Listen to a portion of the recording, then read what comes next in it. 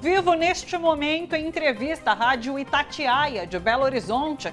Vamos rapidamente para lá. Isso uma vez. Vai ter acho que outro momento. Então o senhor vai completar a 8ª vinda a Minas Gerais. Eu vim a Minas Gerais quantas vezes? Eu só lamento não ter tempo de ir no Chapuri comprar, comer um frango preguento. Mas toda vez que o senhor vier, pode me dar entrevista. Posso, toda vez que eu vier. Se você quiser, eu peço para a Rádio Itatiaia mandar você viajar comigo e me entrevistar todo dia. Aí, gostei dessa ideia. Presidente, muito obrigada pela entrevista mais uma vez. Para quem está em casa acompanhando e nos assiste pelo YouTube. Entrevista encerrada agora, inclusive. Nesta entrevista, Lula falou sobre a mega operação contra o crime organizado e, sem citar nomes, criticou Nicolas Ferreira, dizendo que o deputado defendeu o crime organizado com campanha de fake news nas redes sociais. Aliás, por falar em mentira, você viu que um deputado, que eu não vou dizer o nome dele aqui, fez uma campanha contra uma mudança que a Receita Federal tentou fazer, que vai ter feito agora, porque naquele tempo a mudança era para combater o crime organizado. E nós agora vamos colocar Sintex, sabe, com uma apuração mais rígida, porque nós descobrimos que tem muita gente ligada ao crime organizado. E outro, nós fizemos a operação mais importante da história de 525 anos do Brasil. Para pegar como dissuadado no andar de cima. Porque, por enquanto, só ia no andar de baixo. Agora não querendo saber quem é que efetivamente faz parte do crime organizado. Quem fizer, vai aparecer. E o senhor acha que isso pega político da direita? Porque o ex-presidente Jair Bolsonaro sempre faz uma relação entre o governo do senhor e o crime organizado. Isso é uma resposta? Eu acho que nós vamos ver quem é que está no crime organizado. Você veja, eu não sou de fazer ufanismo, eu não sou de ficar me afando, nós vamos fazer, não. Quem vai fazer é a Polícia Federal, organizada pelo Ministério da Justiça. Nós trabalhamos em conjunto com o Ministério Público de São Paulo nessa operação. E tem que ser assim para a gente poder fazer valer a força da polícia e a força da justiça. E é isso que o povo espera de nós. Então é o seguinte, a gente vai mostrar a cara de quem faz parte do crime organizado nesse país. E o senhor acha que pode... E o ex-presidente que tome cuidado. Tem ainda tarifaço de Donald Trump, a reação brasileira e o último pedido de Jair Bolsonaro antes do julgamento e provável condenação. Fica ligado, o TVT News primeira edição começa agora direto da Avenida Paulista. Vamos juntos!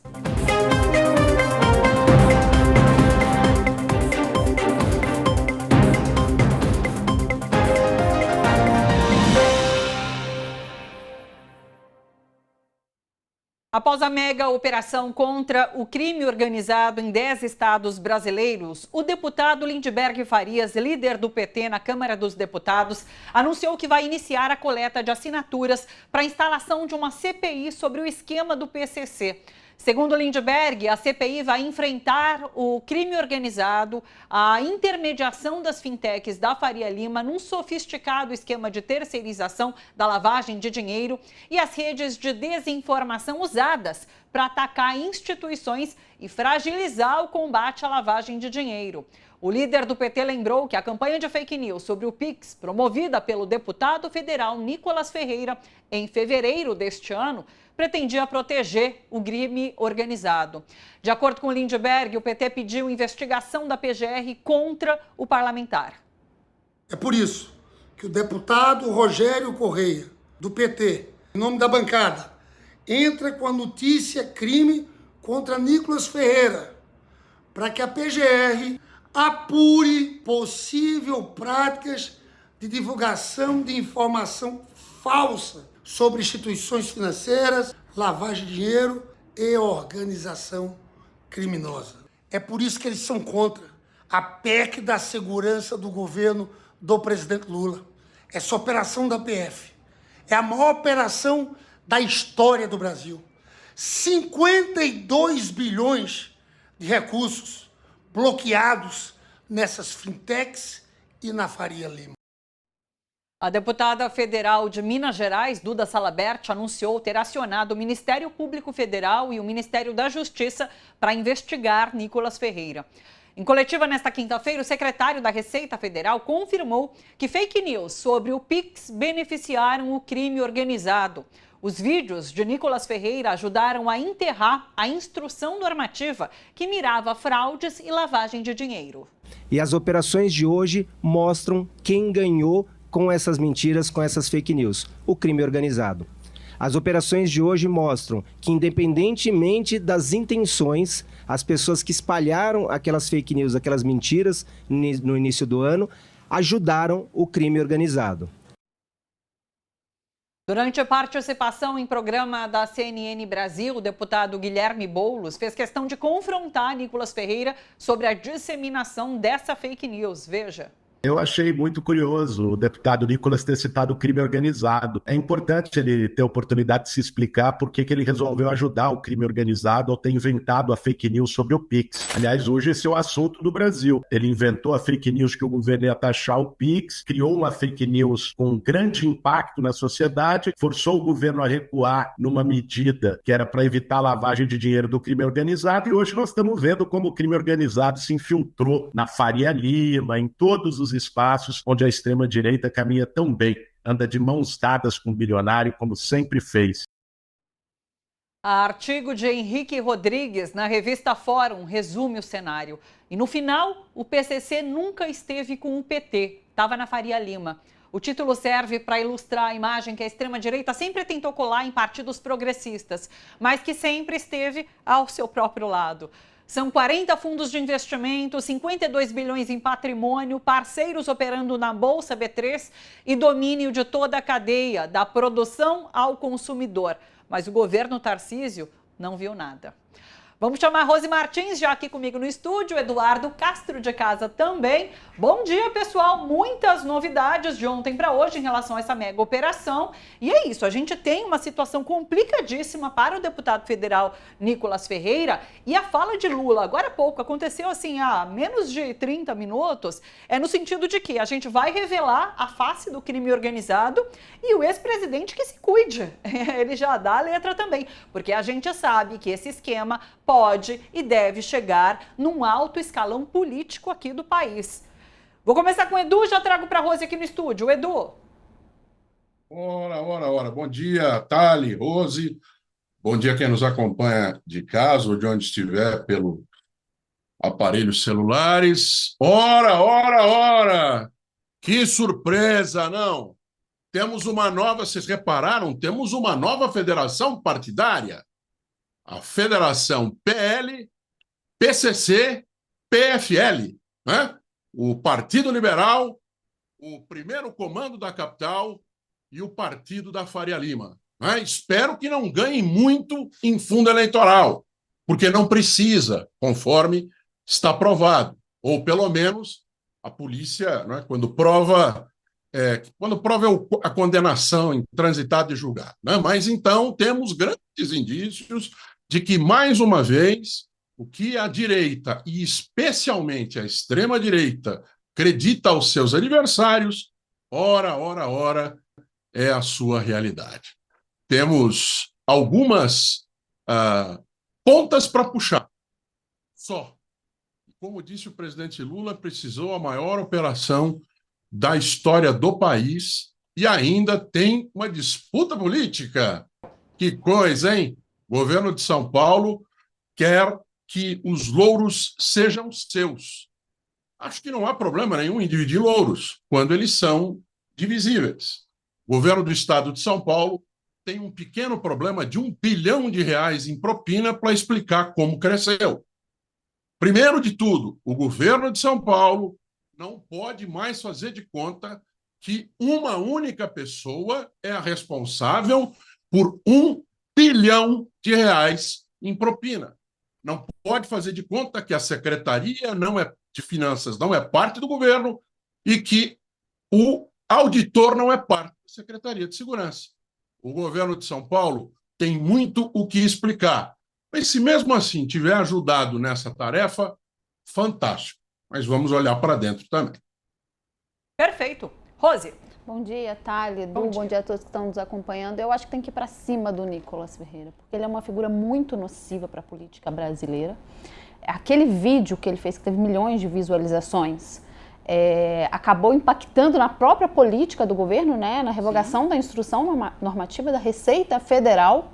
E o Nicolas vem passando impune, né? Ele vai fazendo essas trapalhadas com ampla visualização, muito dinheiro envolvido também. Uma parte das visualizações a gente sabe que é criada de maneira artificial, mas a verdade é que rodou o Brasil aquele vídeo e fez com que vários comerciantes, pequenos comerciantes, passassem por um período, felizmente durou pouco, mas por um período de tempo passassem a não aceitar Pix. Por uns dias isso aconteceu, por conta do vídeo de fake news do Nicolas Ferreira.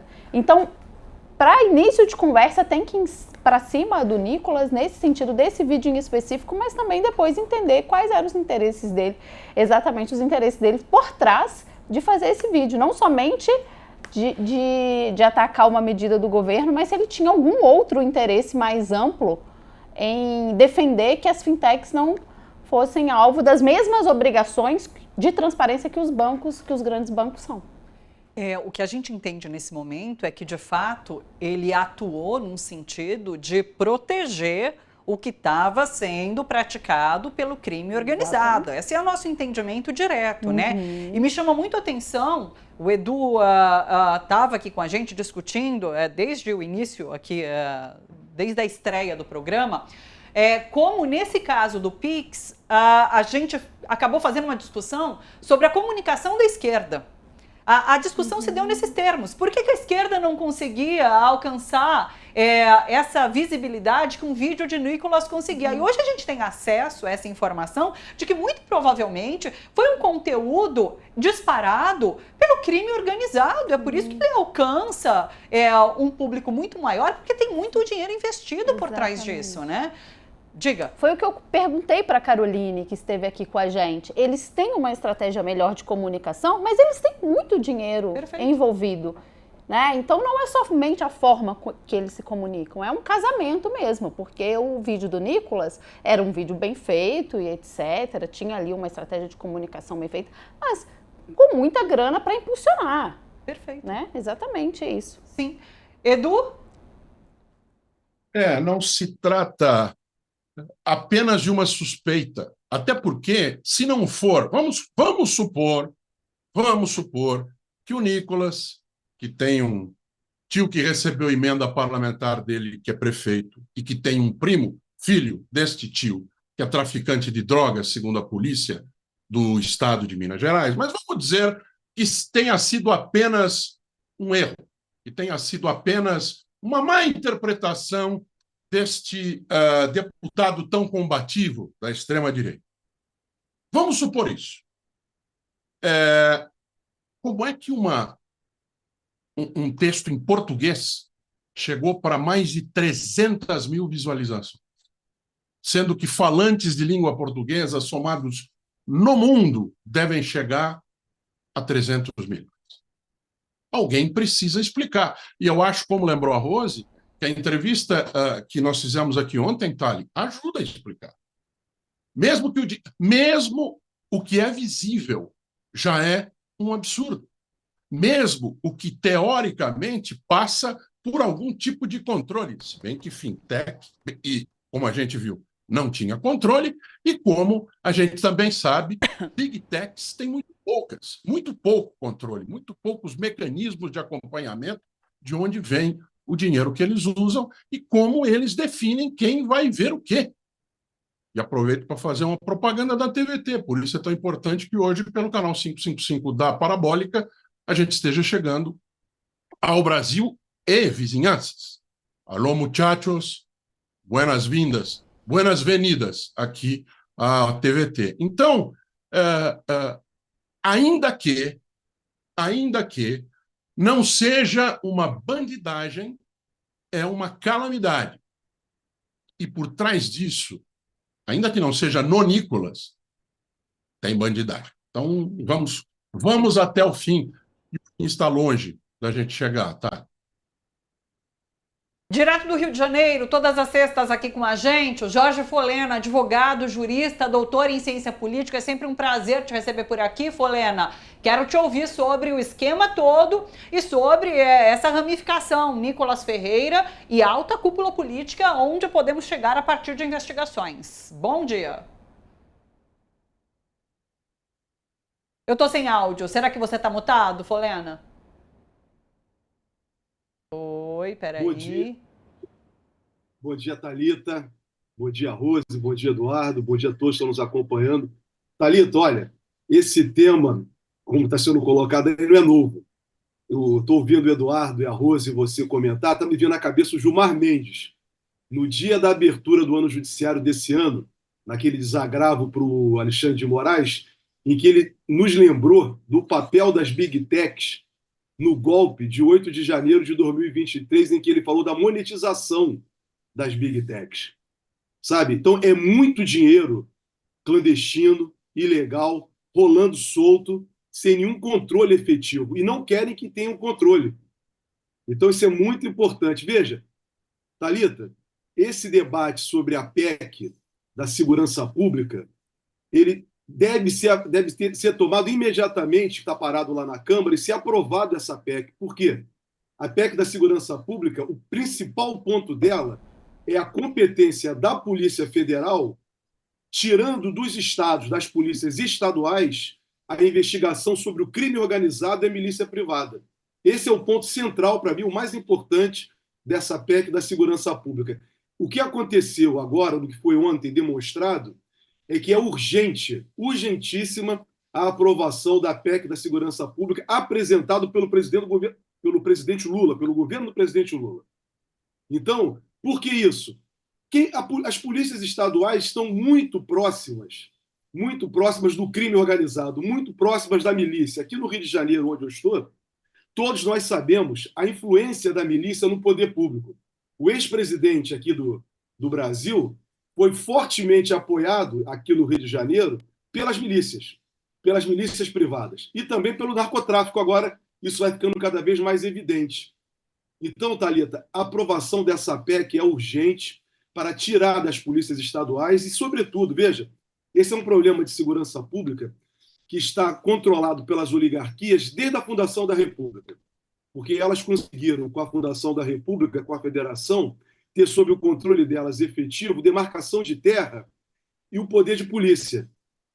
E esse poder de polícia que as oligarquias têm, a sua proximidade, acabou, ao longo do tempo, gerando essa promiscuidade com o crime organizado. Então, volto a dizer, esse debate ele é muito importante para nós, de fato, fazermos um enfrentamento com o crime organizado. Se a Polícia Federal não estivesse atuando, não teria tido a repercussão e o efeito nacional que teve essa operação. Não é só apenas nos estados, é também no sistema financeiro, é também nas Big Techs, é também com relação a parlamentares, Thalita. Perfeito. Seguinte, logo mais, daqui a pouquinho, a gente tem participação por aqui do Zeca Dirceu, deputado, para falar um pouquinho também sobre essa mega operação e como ela tem na mira o deputado Nicolas Ferreira, por conta dessa atuação que ele vem tendo, e também essa possibilidade de atingir uma alta cúpula política. O Edu Castro ontem chamou a atenção sobre como esse esquema faz parte da institucionalidade, de fato, no Brasil. E, muito provavelmente, essa investigação nos leve a novos nomes, não, Edu? A gente tem um sistema que surgiu do nada, né? Paralelo aos bancos. Primeiro grande, talvez não o primeiro em ordem, número ordinal, mas em grandeza, em gastar dinheiro com comercial, anuncia, não sei se essa continua, mas era o oferecimento do Jornal Nacional, e isto não é barato, é o Nubank, que chama Bank, mas, aliás, agora só está nu, né? Porque resolveu mudar de nome antes que a legislação pegasse. Isso foi assunto no final da semana passada e no final de semana, nos encontros que os bancários fizeram aqui em São Paulo, encontro anual da Confederação dos Funcionários, dos Trabalhadores do Setor. Aliás, comemorando esse ano 40 anos da greve de 1985, a comemoração vai ser em outubro. Foi uma das conversas. É um setor, esse sim é paralelo. Esse sim é paralelo. E agora, segundo o ministro Haddad disse ontem, vai deixar de ser paralelo. Vai passar a ter o mesmo grau de fiscalização que os bancos reais, os bancos que têm essa prerrogativa. E repare que uma daquelas, acho que é Raeg que chama, o responsável lá, João Carlos Mansur, é a maior fintech independente do Brasil. O cara tem embaixo da asa dele 300 bilhões de reais. De quem? Para quem? Quanto paga de imposto? Qual a origem? Passasse pela mesma fiscalização que os bancos, nós teríamos alguma chance de saber, né? Porque a turma, mesmo assim, faz por fora. Tal. Mas é um mercado que, para lavador de dinheiro, é melhor do que jogador de futebol, é melhor do que boi, porque boi some, né? Vocês sabem, boi voa. Né? O sujeito diz que tem 500 bois, mas daí diz que entraram na fazenda e mataram 150. Né? E aí isso vira dinheiro e pena, mataram os bois. É uma das formas. Leilão. Né? Tem uma série de maneiras que são utilizadas para lavar dinheiro. Agora, dentro do celular, são essas fintechs que são muito utilizadas. Institucionalizado, como você falou, fazendo anúncio no Jornal Nacional. Deixa eu trazer detalhes sobre essa operação. Olha só, a mega operação deflagrada nesta quinta pela Polícia Federal revelou um esquema bilionário de fraudes no setor de combustíveis, com participação então do PCC. Segundo as investigações, o grupo movimentou ilegalmente cerca de 140 bilhões de reais. O ministro da Justiça, Ricardo Lewandowski, classificou essa ação, que mobilizou 1.400 agentes, como a maior da história do país contra a facção, sem a necessidade de disparar um só tiro. Hoje nós deflagramos talvez uma das maiores operações, talvez não, com certeza, uma das maiores operações da história contra o crime organizado, sobretudo em sua atuação no mercado legal. Ou seja, atacando, neste momento, o setor de combustíveis, a apropriação das organizações criminosas, em parte, do setor de combustíveis e a sua ligação com o setor financeiro no que diz respeito à lavagem de dinheiro. Eu diria que, com toda certeza, é uma das maiores operações da história brasileira e eu ousaria dizer também que é uma das maiores operações em termos mundiais. O caminho do dinheiro desse esquema bilionário passava por toda a cadeia produtiva de combustíveis, começando no campo e indo até o coração do mercado financeiro em São Paulo, a Faria Lima. Dá uma olhada. A gente tem aqui no começo as fazendas de cana-de-açúcar. Fazendeiros e donos de usinas eram coagidos a vender as suas propriedades para o PCC, com suspeita, inclusive, de incêndios criminosos como tática de intimidação e sobrepreço na aquisição de cana. A gente conversou tanto aqui sobre aqueles incêndios criminosos no estado de São Paulo recentemente, né? E uma investigação, eu lembro, que chegou a apontar o PCC. Causou estranheza naquele momento, agora a gente entende o porquê, é curioso isso. Depois a gente tem as usinas. Durante a fabricação e refino, o PCC inflava os preços dos insumos nas transições entre as empresas, para sonegar impostos e obter créditos tributários indevidos. Chegamos então aos postos de combustíveis. Muitos postos tinham o papel de receber dinheiro em espécie ou via maquininha de cartão e transitar recurso do crime para a organização criminosa, por meio das contas bancárias como parte desse esquema de lavagem de dinheiro. Os postos vendiam combustível adulterado e colocavam menos combustível do que o volume que estava indicado ali no painel. Também recebiam dinheiro em espécie ou maquininha para mandar para o PCC por meio das contas bancárias. E por fim, a gente chega então às fintechs. No sistema financeiro, as fintechs, como por exemplo a BK Bank, funcionavam como um núcleo financeiro invisível da facção.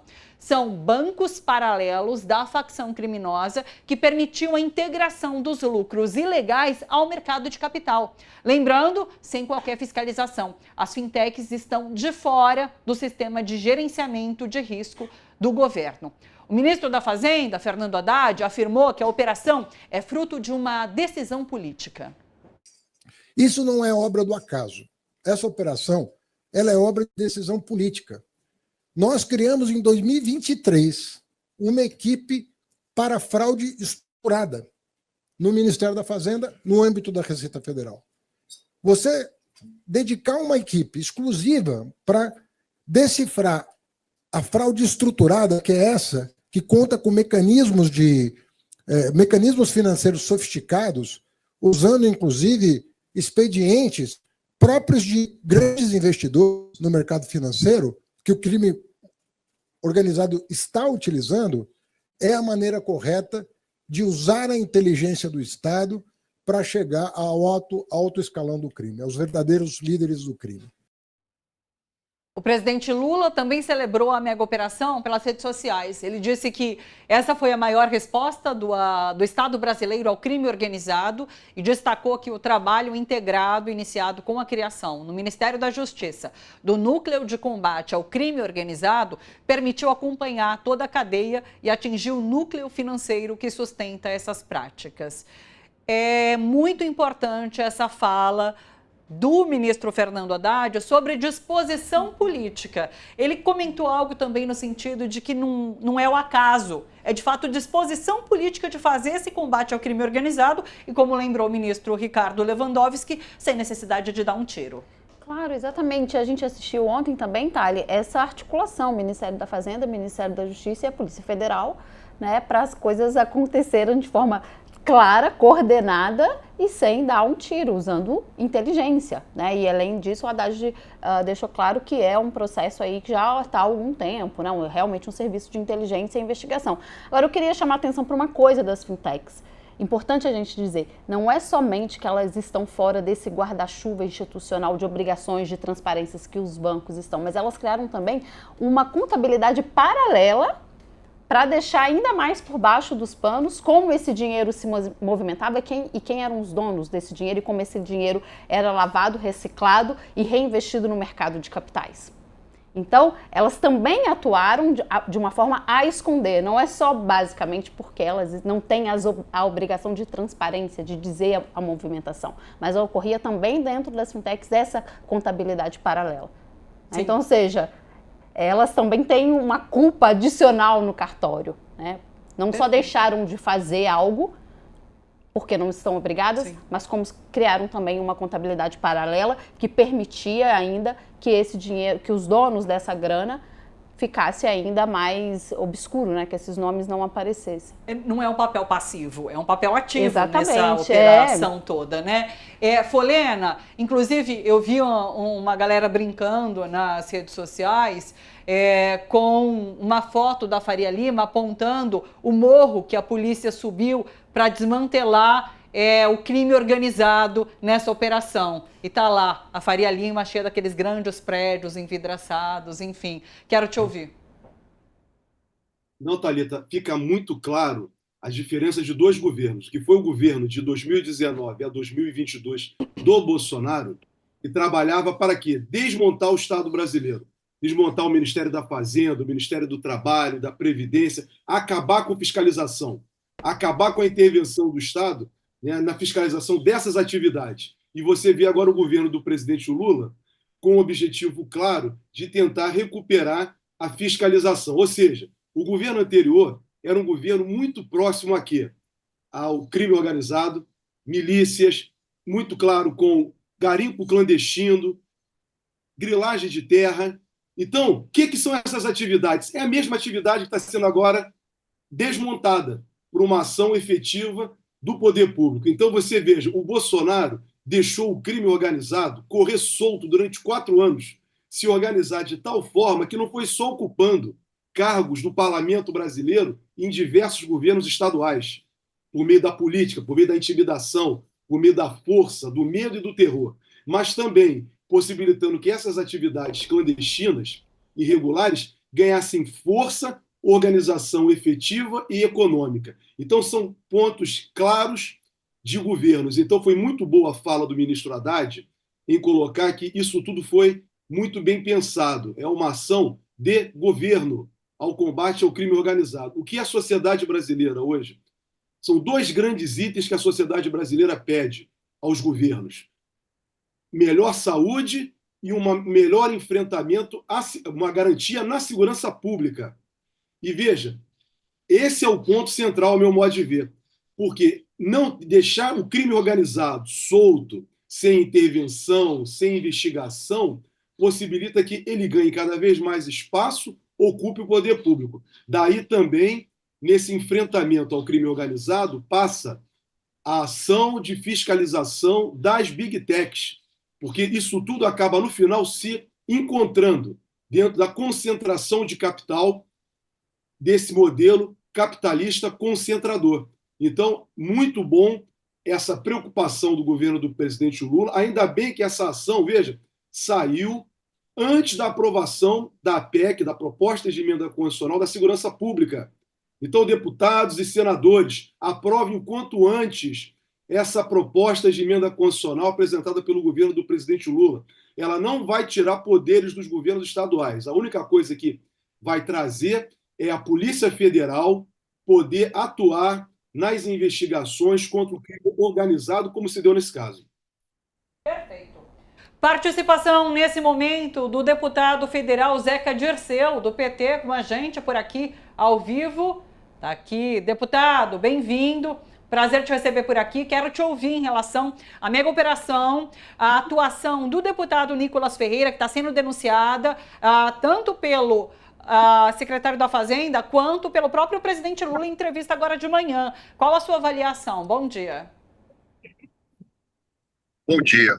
Primeiro, comemorar, celebrar a ação acertada, né, do presidente Lula, do governo federal, do ministro Haddad, do ministro Lewandowski, da Polícia Federal, que atingiu em cheio, né, o corpo financeiro do PCC, do crime organizado no nosso país. Isso tem muita importância, isso tem grande impacto, né, para a gente buscar um ambiente de segurança pública mais adequado do Brasil. E, é claro, denunciar, mais uma vez, a maneira irresponsável, inconsequente que o deputado federal Nicolas Ferreira, de Minas Gerais, agiu naquele período em que a Polícia Federal, o governo federal, a Receita Federal já tentava criar normas mais rígidas, porque desconfiava, porque tinha indícios, é claro, de que o PCC tem uma estrutura financeira operando no país, né, à margem da lei. E o Nicolas Ferreira, esse deputado do PL, bolsonarista de Minas, ele se utilizando, né, das big techs, se utilizando, né, de uma repercussão muito estranha, né, grandiosa que houve naquele momento, acabou com as suas mentiras, com as suas fake news em relação ao Pix, em relação às fintechs, impedindo que uma investigação mais aprofundada e informações, né, mais precisas tivessem sido obtidas. Então, nós vamos, é claro, para cima do Nicolas Ferreira, dentro dos espaços da Câmara dos Deputados, dentro das possibilidades que o regimento coloca. Conselho de Ética, CPI, né, denúncia à Corregedoria, denúncia ao Procurador-Geral da República. Nós não iremos poupar ele, porque, no mínimo, ele agiu com extrema irresponsabilidade. E, é claro, qualquer investigação tem o direito de buscar se há algum tipo de outro envolvimento, né, do deputado Nicolas Ferreira. Né? Nós sabemos do fato, né, em relação a um primo dele, que foi preso com cocaína, tráfico de drogas. Né? Isso é um indício, né, e que precisa, sim, agora, com esses fatos sendo revelados, com toda essa estrutura financeira sendo descoberta do PCC, uma investigação mais aprofundada. Ele não está à margem da lei. Né? Nós não estamos aqui pré-julgando, mas cabe sim a investigação e cabe as punições que estão previstas no regimento da Câmara dos Deputados.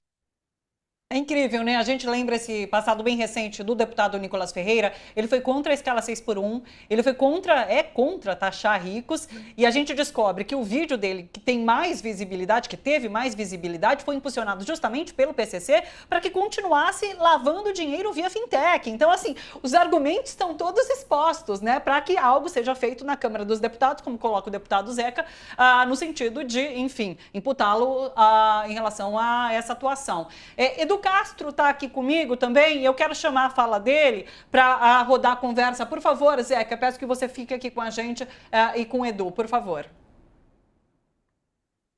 Bom dia, deputado. Sempre bom ter um frequentador de Vinhedo aqui conosco. Muito obrigado por você estar aqui na TVT. A Thali levantou 2 pontos. Ontem a gente falava aqui de CPI e me incomoda muito hoje em dia a pouca força que tem uma CPI perto daquilo que já teve, né? Hoje em dia, todo depoente sabe que se fosse enrolar, só fala em juízo e acabou o depoimento. Mas a possibilidade de trazer uma CPI sobre esse assunto agora combate diretamente a CPI do INSS, porque quem vai poder, como deputado ou senador, não sei se seria uma CPI mista ou da Câmara ou do Senado, se colocar contra uma investigação como essa? Quem vai ser contra combater o crime organizado? Talvez quem defenda não taxar rico. Porque quando não taxa rico, não aumenta a fiscalização em cima de rico, o dinheiro que circula pela periferia do sistema vai ficar mais difícil, ou mais fácil, no caso, de ser encontrado, né, deputado? Exatamente. Há muito tempo, o governo federal busca formas de ter um controle maior, um acompanhamento das movimentações financeiras, e não é de agora que o ministro Haddad, que o secretário da Receita Federal, que funcionários da Receita Federal deixaram claro que isso era, sim, para buscar o dinheiro do crime organizado. Então, essa tese não foi criada agora, é só a gente pegar os vídeos dos anos anteriores, né, as mudanças, as tentativas de mudança, inclusive essa que o Nicolas Ferreira ajudou a barrar, elas sempre estavam com muita clareza de objetivo, que era para buscar os fraudadores, os sonegadores, incluindo junto disso o crime organizado. Eu acho que também a pergunta que a gente tem que fazer, né, no debate político do país, né, é por que o Bolsonaro governou o Brasil 4 anos e não tomou uma única atitude para combater o PCC, para combater o crime organizado. Por que o Moro, como ministro da Justiça, né, não fez uma ação como essa que agora o Brasil está vendo acontecer com muito êxito, com muito sucesso, mérito do presidente Lula, do governo federal, da Polícia Federal, do Ministério Público, das polícias que se somaram nessa ação, que foi uma ação grandiosa, maior da história em todo o Brasil. Então, fica mais uma vez, como é a própria crise do INSS, né, toda a roubalheira que houve aos aposentados, né, a marca da conivência, da omissão, da incompetência do que foram os 4 anos do governo Bolsonaro, repito, período em que nada foi feito. Eu desafio o bolsonarista mais fanático a me mostrar uma ação da Polícia Federal, uma atitude deles do ponto de vista, né, da Receita Federal, da fiscalização, né, da punição, né, de todas as fraudes, de toda a omissão que houve, né, na circulação de valores que agora a gente toma conhecimento na casa de bilhões. Perfeito. Deixa eu chamar uma reportagem que acaba de sair, está no portal Terra. O presidente da Comissão de Direitos Humanos pediu a prisão preventiva de Nicolas Ferreira.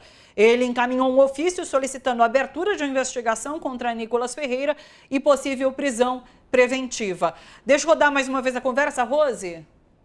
Eu queria concordar com o deputado Zeca, no sentido que ele fala que, no mínimo, o Nicolas foi irresponsável.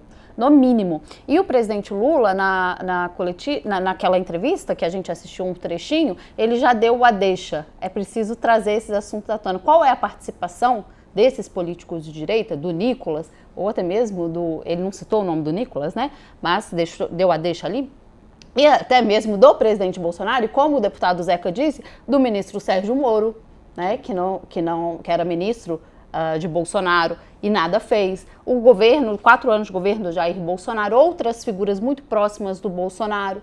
Então é interessante que esse jogo tenha virado contra eles, porque a gente assiste nos últimos anos capas de revistas associando o PT com o PCC, um discurso muito batido nas redes sociais, né? Agora com o advento das redes sociais é muito comum. Você abre uma publicação nas redes sociais que associa o presidente Lula ou o Partido dos Trabalhadores como um todo ao PCC, e eu acho que é um momento assim, excelente de ir para cima mesmo, não só do Nicolas, mas também dessa mídia e desses outros setores, como você mostrou, Thalio, o setor dos combustíveis, onde eles dominavam toda a cadeia produtiva. Mas eu trouxe aqui ontem os outros setores da cultura, clínicas odontológicas, limpeza pública, né, e de que esses grupos estavam incidindo. Então, eu acho que é o momento de ir para cima, e eu falei isso sobre a CPI do INSS, a preocupação com a comunicação agora está muito bem calibrada para mostrar também nesse ponto como eles são hipócritas,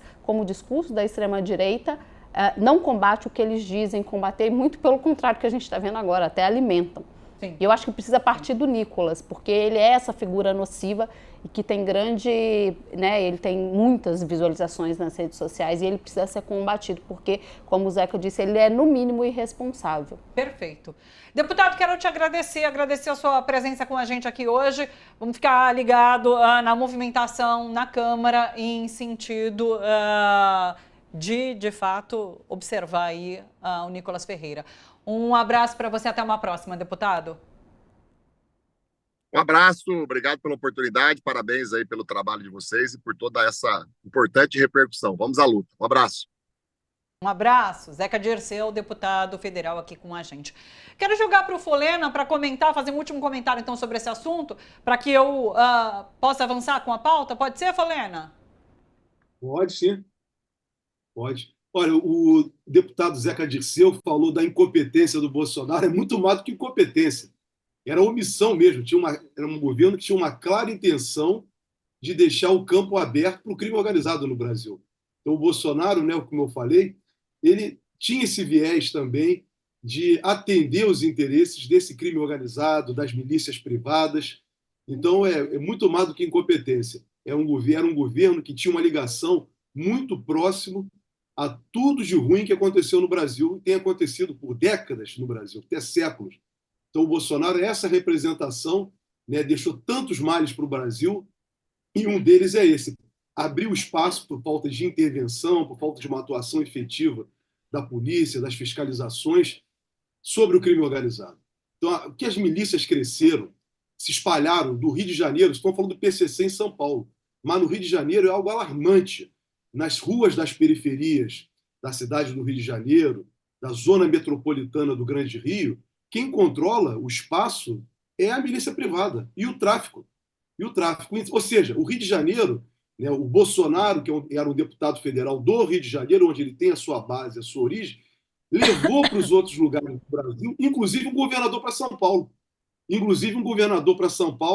Da sua linha, dessa linha que aqui no Rio de Janeiro, essa milícia controla, né, boa parte da vida pública da sociedade do Estado do Rio de Janeiro. Então, quer dizer, isso é lamentável ter o Bolsonaro exportando isso pelo Brasil afora, esse modelo, que ganha, né, cada vez mais destaque. Daí, que bom, sabe, Thalita, que bom, Eduardo, o presidente Lula, né, ter ganho a eleição de 2022. Imagina se o presidente Lula, né, se esse campo, o campo democrático, popular e progressista, não tivesse vencido a eleição de 2022. Imagina isso num estado ditatorial, como o Bolsonaro queria fazer no Brasil.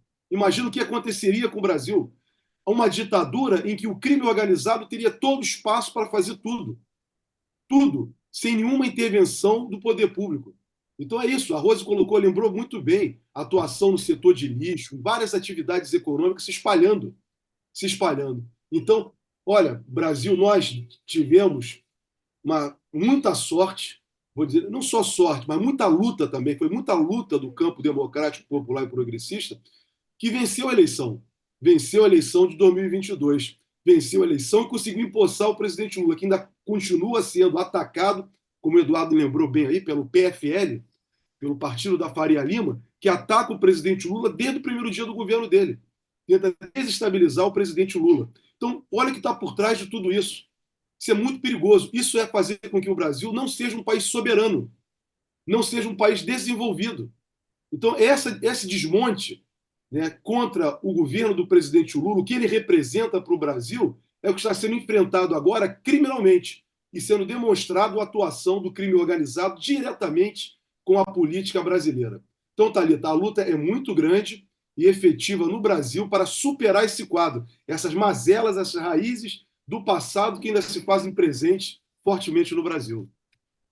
Perfeito.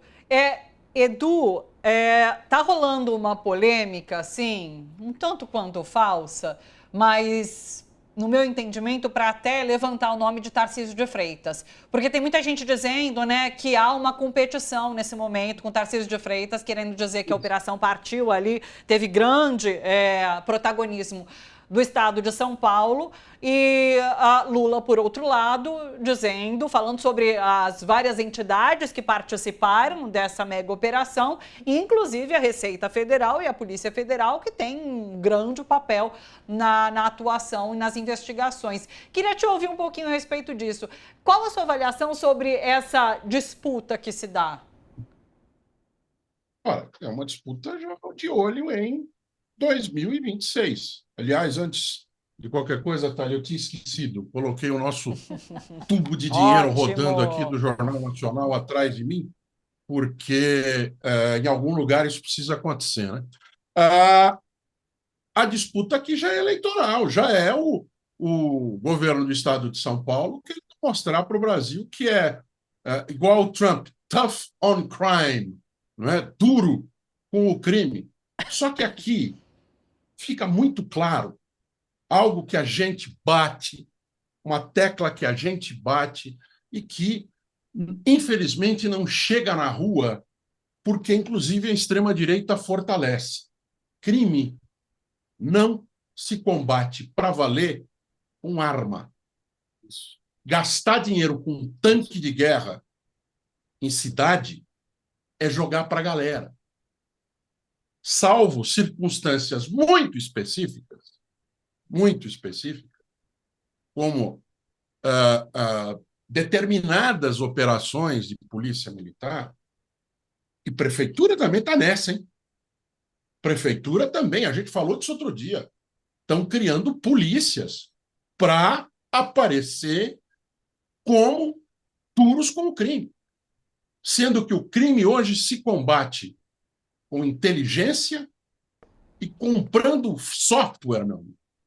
Software. Qualificando o policial para trabalhar com isso. Qualificando o profissional. Tirar a BIM, por exemplo, essa turma, não é? Que tem gente lá que veio da ditadura, esses caras são torturadores, eles não são investigadores. A gente sempre ouviu quem teve a oportunidade de fazer, acho que todo jornalista teve, inclusive a necessidade de cobrir polícia. Meu sogro foi repórter de polícia há muitos anos, falecido Edson Flossi, foi professor da Casper Libero há 16 anos também. Eles diziam isso, os mais antigos. A única investigação que a polícia teve durante anos e anos foi pau e bonde. Né? O que é pau e bonde? É tortura nos presos e transferência para onde eles não querem. Era assim que se fazia investigação. CSI era na televisão. Obviamente que de uns anos para cá isso já foi se modificando. Mas não é só aquele negócio, luminol, né? Aquele troço que joga em cima do sangue, joga uma luz e se tiver fica azul. Não é só esse tipo de técnica que tem que se trabalhar na polícia. E tem uma outra coisa também que o ministro Haddad falou que eu acho muito importante. Na história da decisão política, não é só da cabeça, não é só do eleito ou do ministro de Estado ou do primeiro secretário executivo, dos indicados politicamente, que essa turma não gosta, fazerem ou mandarem fazer. É também da área dita técnica. Porque Todo técnico tem preferências políticas. Todo técnico. Toda pessoa tem. Se você abre uma porta, você tem decisões políticas que estão sendo tomadas. Você é influenciado por quem você é, evidentemente. Então não tem esse papo. Banco Central a gente ouvia muito de Roberto Campos Neto, que inclusive hoje está no Nubank, né? Vamos lembrar? Não, é uma decisão técnica. Não existe decisão técnica sem peso político. O próprio auditor vai escolher se ele vai gastar tempo com essa empresa ou com aquela, ou com esse tipo de contribuinte ou aquele, por decisão política. Não me venham mais com esse papo, decisão técnica. Está aí provado. Se fosse uma decisão técnica, já tinha sido tomada. Porque é evidente que essas coisas acontecem. Se a gente sabe, como é que esses caras não sabiam? Tanto é decisão técnica que a gente já viu o que aconteceu na Secretaria de Fazenda do Estado de São Paulo. São decisões que são tomadas que não são aleatórias ou não são jogando no computador para sair tem que ser aqui. Não, senhor. Vamos parar com essa conversa mole, porque essa conversa, conforme está provado, é para esconder algo. Perfeito. Folena, peço para que você fique aqui com a gente, mas eu quero chamar nesse momento o Carlito Neto, cientista político, que costuma participar com a gente aqui às segundas, mas a gente o convidou nesta sexta por conta de um fato específico, inclusive. Bota na tela para mim.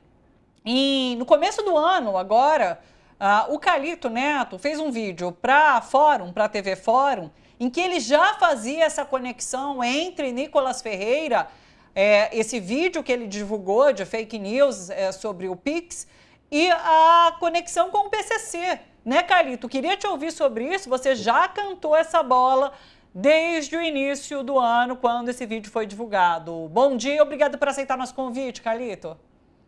Bom dia, Thalita, bom dia, Rose, Edu, Jorge. Obrigado pelo jogo da segunda-feira, Edu. Infelizmente não deu pra gente vencer, mas jogamos muito bem, tá? Thalita, em 15 de janeiro, eu fiz um vídeo intitulado, inclusive está disponível no meu canal do YouTube até hoje, intitulado Gravíssimo, Nicolas passa pano para Marcola e Beiramar, fechado com crime e uma interrogação. Por quê? Porque àquela altura a gente já tinha informação, por exemplo, que as fictechs elas eram utilizadas para lavar dinheiro. E como é que eu descobri isso? O primeiro delator da Lava Jato, o Lucas Passe, hoje eu posso falar o nome dele, porque essa semana, inclusive, eu fui autorizado a citar o nome dele. Eu entrevistei ele há mais ou menos uns 2 anos atrás e eu tenho, Thalita, quase 3 horas de gravação bruta sobre coisas inéditas envolvendo a Operação Lava Jato, que em algum momento eu vou divulgar. E o Lucas Passe, que trabalhou com a doleira, né, a Nelma Kodama e com outros doleiros tantos, ele me explicou mais ou menos para que é que existiam esses bancos digitais ou virtuais, como algumas pessoas costumam chamar, e as brechas que eles tinham e que esses bancos eram utilizados por organizações criminosas para lavar dinheiro. Eu já sabia disso há 2 anos atrás. E aí estava, inclusive, toda vez que eu tinha oportunidade de falar sobre esses bancos digitais, eu citava isso. E aí no ano passado, quando veio a público a delação do Vinícius Gritzbach, que foi morto no aeroporto de Guarulhos, ele citava, inclusive, alguns policiais civis que seriam sócios de um banco chamado 2Go Bank, que é uma dessas fintechs, que, para que o público entenda, esses bancos digitais, alguns deles, pelo menos, eles não passavam as informações, Thalita, para o Banco Central ou para a Receita Federal sobre algumas transações. Só para o público ter noção, eu vou dar um exemplo prático de uma pessoa que eu conheço, que ele tem bloqueios bancários, Thalita. Ele não pode ter conta em banco, todo o dinheiro que entra na conta dele é bloqueado, mas ele conseguiu, através de um amigo que trabalha como CEO de uma dessas fintechs, ele conseguiu abrir uma conta em um banco desse virtual e ele recebe o dinheiro dele sem bloqueio da justiça. Por quê? Porque como algumas informações não são enviadas para a Receita Federal e para o Banco Central, os bancos, a justiça não sabe, por exemplo, que ele movimenta essa conta. Então eu já tinha alertado, porque lá em janeiro, Thalita, quando eu fiz esse vídeo, a Polícia Federal já tinha descoberto, por exemplo, que o 2Go Bank teria lavado do PCC cerca de 6 bilhões de reais, só do PCC. E de comércio com chinês e com outras pessoas envolvidas ali no esquema. Em uma operação que a polícia fez chamada Taipei, se descobriu também que, utilizando bancos digitais, já se tinha sido movimentado entre créditos e débitos com lavagem de dinheiro mais de 120 bilhões de reais. E naquela altura eu questionei por que o Nicolas estaria defendendo o não rastreio, por exemplo, dessas movimentações, se está claro que quem se beneficia dessas brechas é o crime organizado, é o Comando Vermelho, é o PCC. E aí no dia do meu vídeo eu questionei, será que ele estaria fechado com o PCC? Será que ele estaria fechado com o Comando Vermelho? Hoje a gente tem até um material publicado recente, hoje não, né? Recentemente, publicado no portal De Olho nos Ruralistas, que mostra ali uma relação estranha com membros do PCC, com a campanha de alguns bolsonaristas, inclusive o governador de São Paulo, Tarcísio de Freitas.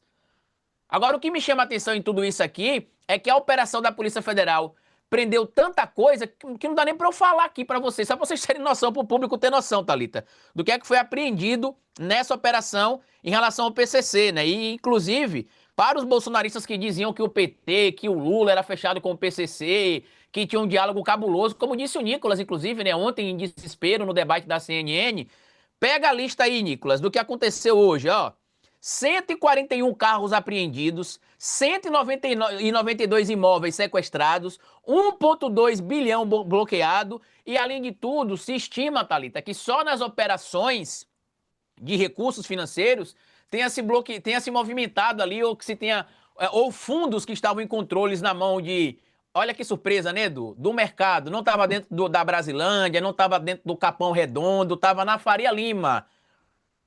30 bilhões de reais. Vocês vão lembrar que há um tempo atrás fizeram um escarcéu, porque existia uma suspeita que produtoras de funk estariam lavando dinheiro para o PCC. Na época ali era na casa dos 5 milhões, 10 milhões, 15 milhões. Que se tivesse fazendo isso já era um absurdo realmente.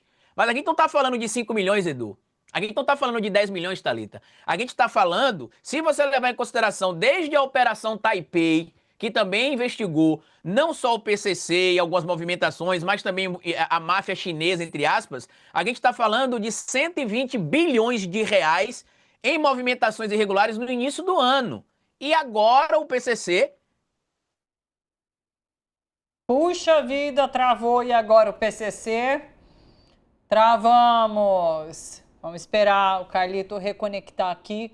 Ele que vem explicar as pesquisas que faz desde o começo do ano, já criando essa conexão. Olha, o Edu travou também, travando geral. Eu acho que pode ser problema da nossa conexão, é isso. Problema da conexão aqui da TVT. Olha só, vou chamar vocês para acompanharem no nosso portal tvtnews.com.br os destaques em relação, inclusive, ao que a gente vem dizendo desde o começo do programa, sobre as falas de Lula. Lula que deu uma entrevista hoje à Rádio Itatiaia, de Minas Gerais, entrevista que aconteceu direto ali do aeroporto, inclusive de Belo Horizonte, e ele falou sobre essa mega operação da Polícia Federal, Receita Federal, que desvenda parte aí de um esquema grande do PCC, que tem envolvimento da cadeia produtiva inteira de combustível. Então, ele diz que o governo vai desvendar a cara do crime organizado no país e chama atenção para a atuação do Nicolas Ferreira com esse vídeo que foi divulgado e que hoje a gente entende que impulsionado também pelo PCC, porque o PCC acabou sendo ajudado por conta do vídeo de Nicolas Ferreira, e também chama atenção Lula nessa entrevista do ex-presidente Jair Bolsonaro, porque durante o governo de Jair Bolsonaro nada foi feito nesse sentido de perseguir o crime organizado. Por isso que o ministro da Fazenda, Fernando Haddad, fala em vontade política para se fazer essas investigações e para se perseguir o crime organizado aqui no país. Voltamos ou não? Ainda não, né?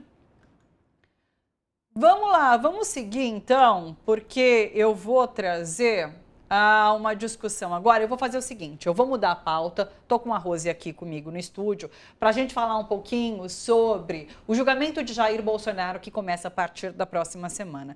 E você sabia que Bolsonaro fez um último pedido em relação ao julgamento que ele vai passar na próxima semana e a conclusão desse julgamento. Ele disse que, ao presidente do PL, inclusive, tá, Valdemar da Costa Neto, ele disse que ele quer garantir que a candidatura do filho, Carlos Bolsonaro, ao Senado por Santa Catarina saia. Essa informação é da jornalista Rosiane Kennedy, do Estadão. O vereador vai transferir o domicílio eleitoral para o Estado e terá como companheiro de chapa o senador Esperidião Amin. Mas é interessante porque essa campanha do vereador no Estado não vai ser nada fácil. Nesse final de semana passado agora, o filho, que é o 02 de Jair Bolsonaro, foi vaiado num shopping da Grande Florianópolis. Ele teria ido até o local para testar sua popularidade e as vaias mostram que vai ser muito difícil conquistar o apoio fora da sua base eleitoral no Rio de Janeiro. Então é isso, a gente tem Jair Bolsonaro fazendo esse pedido quase em desespero para que o filho Carlos Bolsonaro consiga uma vaguinha no Senado. E a gente tem também o filho Eduardo Bolsonaro, que está nos Estados Unidos, fazendo assim apontando dois caminhos aí, né? O primeiro, ele mandou um ofício para o presidente da Câmara, Hugo Mota, em que ele pede para atuar como deputado direto dos Estados Unidos, né? Para que ele não tenha que voltar para o Brasil. Olá, pessoal! Estamos de volta com o TVT News, primeira edição. Tivemos problemas técnicos, problemas de internet. Eu sei que é muito mais interessante alimentar teorias de conspiração, né? Dizer que fomos alvos de um boicote, mas não foi o caso. Ou como falou aqui a Katrina no nosso chat, que fomos alvo de uma ditadura digital, mas não é o caso. Foi um probleminha de internet aqui, a gente já conseguiu resolver. Agradeço a você que ficou aqui no nosso chat, no youtube.com/RedeTVT. O pessoal ficou comentando, questionando. Muito obrigada pela companhia. E você que está na TV, é isso. Vamos seguir agora em frente até uma hora da tarde. Hoje é dia de cinema, lembrando, né? Daqui a pouco a gente tem Luiz Anin, jornalista cultural, crítico de cinema aqui com a gente. Vamos também direto para o Festival de Veneza com a Janaína. Ela vai trazer os principais destaques para a gente nesta sexta-feira. Mas antes dessa queda do nosso programa, eu falava sobre a expectativa para o julgamento de Jair Bolsonaro, julgamento esse que começa na próxima semana, né? Bom, nessa contagem regressiva para o início desse julgamento no Supremo, Jair Bolsonaro fez um último pedido ao presidente do PL, Valdemar Costa Neto, que garanta a candidatura do filho, Carlos Bolsonaro, ao Senado por Santa Catarina. A informação é da jornalista Rosiane Kennedy, do Estadão. O vereador vai transferir o domicílio eleitoral para o Estado e terá como companheiro de chapa o senador Esperidião Amin. Mas a campanha de Carlos no Estado não vai ser nada fácil, viu? No final de semana passado, o filho 02 de Bolsonaro foi vaiado num shopping da Grande Florianópolis. Ele teria ido até o local para testar sua popularidade e as vaias estão mostrando que vai ser muito difícil conquistar apoio fora da sua base eleitoral no Rio de Janeiro. Dá uma olhada.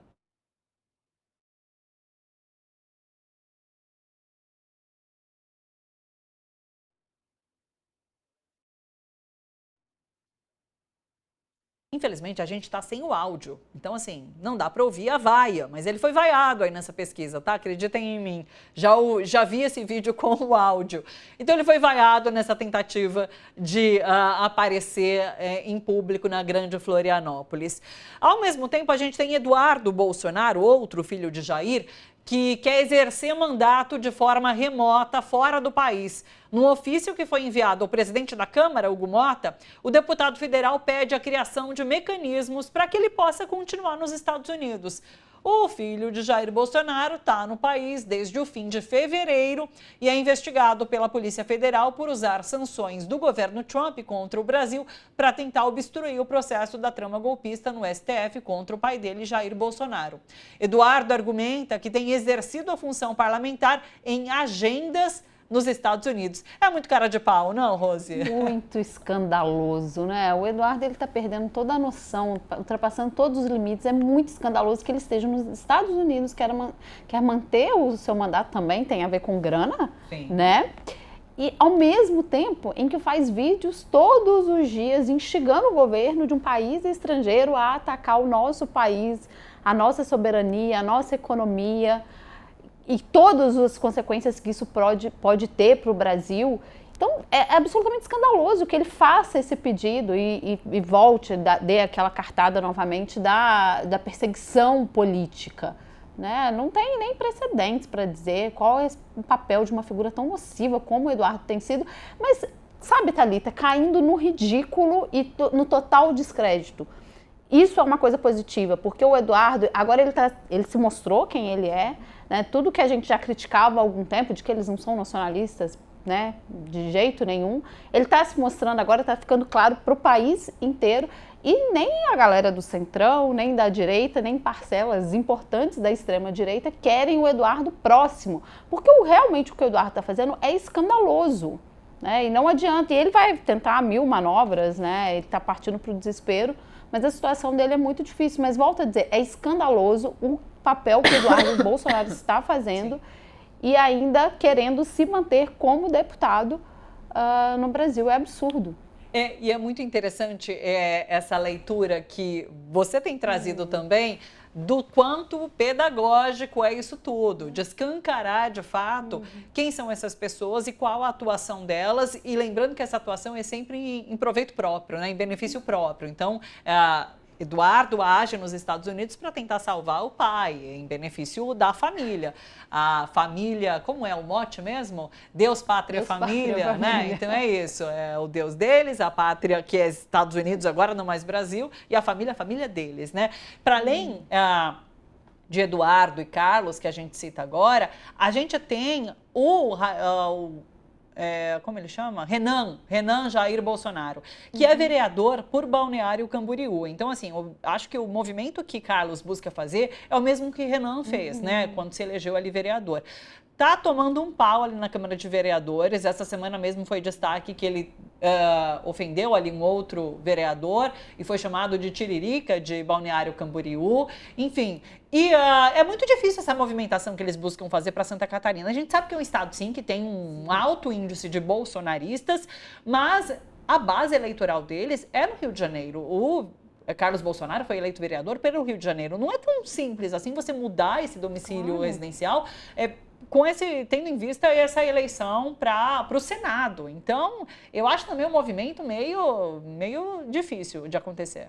Difícil e que demonstra um desespero, né? De salve-se quem puder. Eles estão nessa ofensiva agora, Thalita, de se salvar. Esse ofício do Eduardo é um sintoma disso. O Carlos tentar domicílio eleitoral em Santa Catarina também.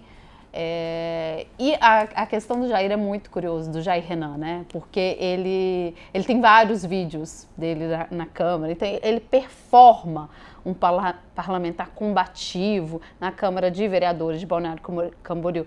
Performa ser muito combativo, muito... sabe o que está fazendo como político, com a família de político, trajetória política, mas totalmente sem condições de ser um vereador. E outra coisa, né, também ele foi nascido e criado no Rio de Janeiro e também fez esse deslocamento, se aproveitou, porque Balneário Camboriú também não é a capital do estado, então talvez se aproveitou de uma facilidade de uma cidade menor para se eleger. Tem essa coisa da base bolsonarista também em Santa Catarina, mas está caindo em descrédito também, porque ele é realmente um amador na política, né? Sim. Veio com o nome do pai, mas não está conseguindo se sobressair ali, está caindo no ridículo. Nas redes sociais ficam rodando vídeos do Jair Renan realmente passando vergonha, né? E achou que ia ser muito fácil, que ia repetir as mesmas coisas que o pai, que os irmãos, e também não está tendo muito sucesso. E esse vídeo do Carlos é curioso mesmo, sendo vaiado num shopping ali, ou seja, a resposta é quase que não, né? A gente sabe que são outros fatores político-eleitorais, mas eu acho que é difícil também, como você disse. Acho que essa mudança repentina aí de Estado talvez não vá dar os frutos que eles estão esperando, não. É interessante, né? O Jair Renan Bolsonaro, acho que ele entrou na política sem ter, claro, experiência nenhuma, mas achando que a atuação seria como a da família, né? Então, assim, sempre foram aqueles políticos de baixo clero que estavam sempre ali envolvidos em negociações, mas não atuavam, de fato, num sentido de política, de construção, né? E ele achou que ia ser da mesma forma, mas agora é claro que a família tem um destaque diferente na política. Sim. Então, ele não consegue deslanchar, ele não consegue desenvolver qualquer qualquer coisa ali na Câmara de Vereadores, e ele só vai ali para a Câmara para fazer discursinho, para conseguir holofote, que tem sido a atuação, inclusive, de todos esses parlamentares bolsonaristas, né? Não se resume a ele. E que, enfim, não se trata de qualquer construção, mas sim de se manter em foco, buscando sempre essa reeleição, né? Ele fica repetindo as palavras que o pai e os irmãos usam, sem conhecer nada da cidade, os problemas reais da cidade. Então tá caindo no descrédito e passando vergonha, porque vai lá, fica repetindo, vou encarar o sistema, aquelas coisinhas, né, que é aquele discurso vazio de sempre, mas está encontrando ali uma certa dificuldade de se posicionar como os outros irmãos conseguiram em outros cenários, que é como você disse, a base deles é no Rio de Janeiro, eles conhecem mais o Rio de Janeiro e poderiam desenvolver um pouco mais os argumentos. Ali o Jair Renan é realmente sofrível assisti-lo, porque ele repete as mesmas coisas sem conteúdo nenhum, sem substância nenhuma. E realmente é vergonhoso, assim. Eu diria que dá uma certa vergonha alheia, mas eu não tenho piedade nenhuma, então só a vergonha dele mesmo, ó. Seguinte, tarifaço de Trump. O Ministério das Relações Exteriores vai comunicar oficialmente à Casa Branca, nesta sexta-feira, sobre o início do processo de reciprocidade às tarifas impostas ao Brasil pelos Estados Unidos. Ou seja, o Brasil vai retalhar na mesma moeda. A autorização para a adoção dessa resposta comercial foi dada ontem pelo presidente Lula. A decisão é amparada pela Lei da Reciprocidade Econômica, que foi sancionada em abril pelo Congresso e permite ao governo responder medidas de outros países que prejudiquem comercialmente o Brasil. A gente vem discutindo também essa questão, né, das várias formas de resposta do Brasil e me parece que abre-se essa possibilidade do Brasil responder com reciprocidade.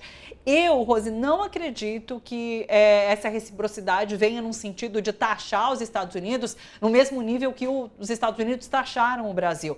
Mas estou interessada e curiosa em saber como se dará essa reciprocidade. Pois é, o que foi um primeiro passo, né? O Ministério das Relações Exteriores enviou um pedido para a Câmara de Comércio Exterior e eles têm 30 dias para estudar o que pode ser feito usando a lei de reciprocidade como base, né? O que a lei prevê?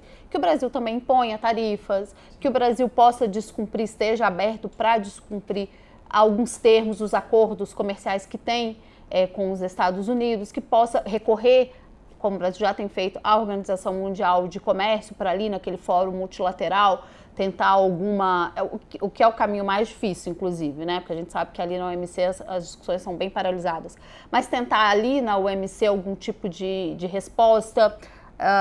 O Brasil, o que ficou muito discutido quando o Trump impôs as tarifas é que, através da lei de reciprocidade, o Brasil poderia, inclusive, quebrar algumas patentes de medicamentos dos Estados Unidos e tornar esses medicamentos, isso é uma coisa bem interessante, tornar esses medicamentos mais baratos, porque seriam produzidos aqui no Brasil, mas foi esse passo, né? Vai agora para a Câmara, para 30 dias a Câmara de Comércio Exterior realizar uma espécie de um estudo e dizer o que pode ser feito.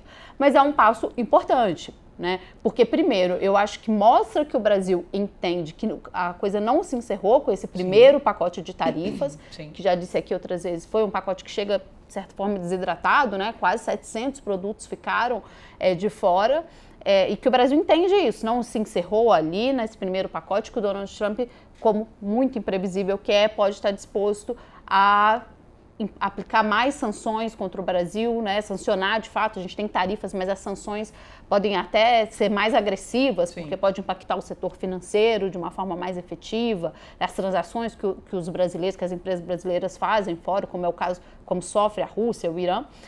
Então, a gente tem um elemento também que complica a história, que é essa posição do Donald Trump em relação à Venezuela, como isso pode desestabilizar a região. Então, acho que esse primeiro passo do Brasil mostra que o Brasil também tem uma postura, está tentando adotar uma postura mais assertiva para lidar com essa agressividade dos Estados Unidos. Como você disse, Thali, eu acho que não vai ser na mesma proporção, né? Eu acho que o Brasil, até porque a nossa posição não é agressiva contra os Estados Unidos, é uma resposta que o Brasil tende a dar de uma forma mais, digamos, moderada. Mas eu acho importante que tenha sido dado esse passo, né? O Ministério das Relações Exteriores tem enviado para a Câmara de Comércio Exterior para dizer o seguinte: nós estamos cientes do que está acontecendo, nós estamos nos movimentando e sabemos que à véspera do julgamento do Jair Bolsonaro, tem grandes chances do Donald Trump aprontar mais alguma, né? Além das tarifas e da lei Magnitsky, né? Que também... E resposta que vem, essa da reciprocidade, nesse momento, que Lula disse numa entrevista mais cedo à Record Minas que não há com os Estados Unidos qualquer janela aberta de negociação. Então, assim, o governo Lula tem martelado nisso. A gente está aberto para negociação, mas ali nos Estados Unidos não há qualquer canal. Lembrando que o ministro Fernando Haddad tentou, buscou e conseguiu marcar uma reunião, né, com o secretário ali dos Estados Unidos, reunião que foi desmarcada para que ele fosse se encontrar com Eduardo Bolsonaro. Então, assim, não há qualquer caminho para negociação. Frente a isso, Lula autoriza, então, a lei da reciprocidade para ser usada nesse momento.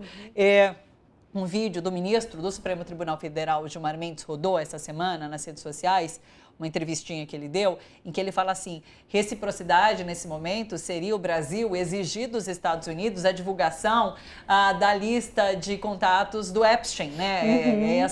Essa grande polêmica que rola nos Estados Unidos, porque o que se acredita é que o nome de Trump esteja nessa lista de Epstein e que isso esteja provocando, inclusive, uma revolta do próprio Partido Republicano contra o presidente dos Estados Unidos. Então, reciprocidade nesse momento seria isso, já que ele exige uma atuação do nosso judiciário de uma maneira que ele gostaria, vamos exigir ali também do judiciário do país a divulgação de algo que faria mal ao presidente nesse momento, não? Não, exatamente, né? Se ele está interferindo aqui nos processos internos do Brasil, seria exatamente o que o Brasil deveria fazer lá, e o que o Brasil está tentando fazer é criar mecanismos de política defensiva, né? Não é nem, talvez seja melhor usar essa palavra mesmo, defensiva, do que retaliatória, justamente porque a gente acha que não vai ser na mesma proporção. E realmente, o Trump está enrolado com essa questão do Epstein. Há muitos indícios, há fotos, né? A famosa carta, né, de que ele teria mandado. Os documentos que vazaram também da ex-companheira, do processo da ex-companheira do Epstein, que lá aparece o nome do Donald Trump. Então, ele está enrolado com isso, e você bem trouxe, Thalia. Uma parte do Partido Republicano está bastante interessada que essa lista saia. Né? O Partido Republicano também, agora eles estão em recesso, não, acho que o recesso deles já passou, né, da Câmara, mas tinha uma movimentação para adiar o pedido para sair essa lista, porque uma parte do Partido Republicano não está muito satisfeita com o Donald Trump. Ele ganhou certa hegemonia, o trumpismo, no Partido Republicano, mas quando ele chega ao poder, alguns nomes, algumas indicações que ele fez mostram também que o MAGA não é tão poderoso assim. Mas voltando ao que a gente estava falando das tarifas, eu acho que é isso, são medidas defensivas do Brasil para lidar com essa imprevisibilidade, com essa agressão dos Estados Unidos. O Brasil está no seu direito e fazendo tudo de uma forma, eu diria, até moderada. O presidente Lula, naquele pronunciamento da TV, ele deixou claro, né? O Brasil tentou negociar com os Estados Unidos antes da imposição das tarifas. E quando o Donald Trump manda aquela carta, ali já estava bloqueado o diálogo. A embaixadora do Brasil não foi recebida nos Estados Unidos, ela procurou o governo, não foi recebida, e o Scott Bessent, que é o secretário de Tesouro dos Estados Unidos, marcou uma reunião e, como você já nos adiantou, desmarcou e foi encontrar com o Eduardo Bolsonaro. Sim. Então, que bom que o Lula diga isso claramente, porque o Brasil tentou sim negociar e eles fecharam as portas, e é muito difícil uma saída realmente diplomática nesse momento. O Brasil precisa estar preparado. A cada dia se preparar do ponto de vista político e econômico. Sabe, Thalia, eu acho que uma coisa que, só para fechar meu comentário, uma coisa que eu estou sentindo falta no presidente Lula, eu acho que a gente deu um passo nesses dias na defesa da nossa soberania, tanto com essa medida mais institucionalizada, mas com o que o Lula tem falado, né, essa reunião com os ministros, ele toca em alguns pontos importantes, mas eu estou sentindo falta dessa pauta se reverter para uma pauta abertamente popular, de manifestações nas ruas, como a Cláudia Sheinbaum fez no México. Eu acho que isso precisa ser avançado, porque com essa questão da Venezuela, essa ameaça que o Donald Trump está fazendo à Venezuela, a gente vai precisar de uma mobilização forte aqui e de uma certa até coesão interna, como tem outros países, para dizer o seguinte: o Brasil é um país soberano. Sim. E as pessoas nas ruas precisam ter essa percepção, né, desse tipo de agressividade, desse desafio que vai ser esses anos de Donald Trump. Isso não vai parar por aí, vai ser Vai ser essas idas e vindas, assim, um pacote desidratado, depois uma ameaça de intervenção num país fronteiriço ao nosso. Sabe que eu trouxe essa fala de armamentos, então, assim, de brincadeira, mesmo porque exigir, nesse momento, qualquer coisa do judiciário dos Estados Unidos, é isso, é um ataque à soberania de outro país, coisa que o Brasil não vai buscar fazer, né? E o governo Lula deixa isso muito, muito claro. Então, se trata de uma questão de soberania, o que os Estados Unidos têm feito atacando o judiciário brasileiro. Isso não vai, quando a gente fala de reciprocidade, não é num ataque à soberania de outro país, é realmente via comercial, que é o caminho realmente indicado pelo presidente Lula. Rose, muito obrigada. Sextou. Bom final de semana. A gente volta a se encontrar na segunda. Até Beijo. segunda, semana que vem vai ser quente também. Vai ser quente. Tchau, gente. Estaremos por aqui. Olha só, metalúrgicos do ABC aprovaram em assembleia a proposta negociada com a bancada patronal que prevê reajuste salarial de 6,4% e a renovação das cláusulas sociais até 2026. A categoria definiu ainda que os sindicatos patronais que não apresentarem as mesmas condições de reajuste receberão avisos de greve a partir da próxima semana. No momento da votação, o presidente do sindicato, Moisés Celerges, lembrou os metalúrgicos da luta que envolve todos os trabalhadores. Vamos ver. Eu só queria pedir um negócio para vocês antes de votar. Não esquece daquilo que eu falei, de imposto de renda, tá bom? Se a gente chamar para a luta, eu quero contar com vocês, seria importante para nós. Beleza? Os companheiros e companheiras que aprovam a proposta colocada aqui e que os grupos que não enviarem a mesma proposta, segunda-feira será entregue o aviso de greve. Por favor, levante as duas mãos e grita!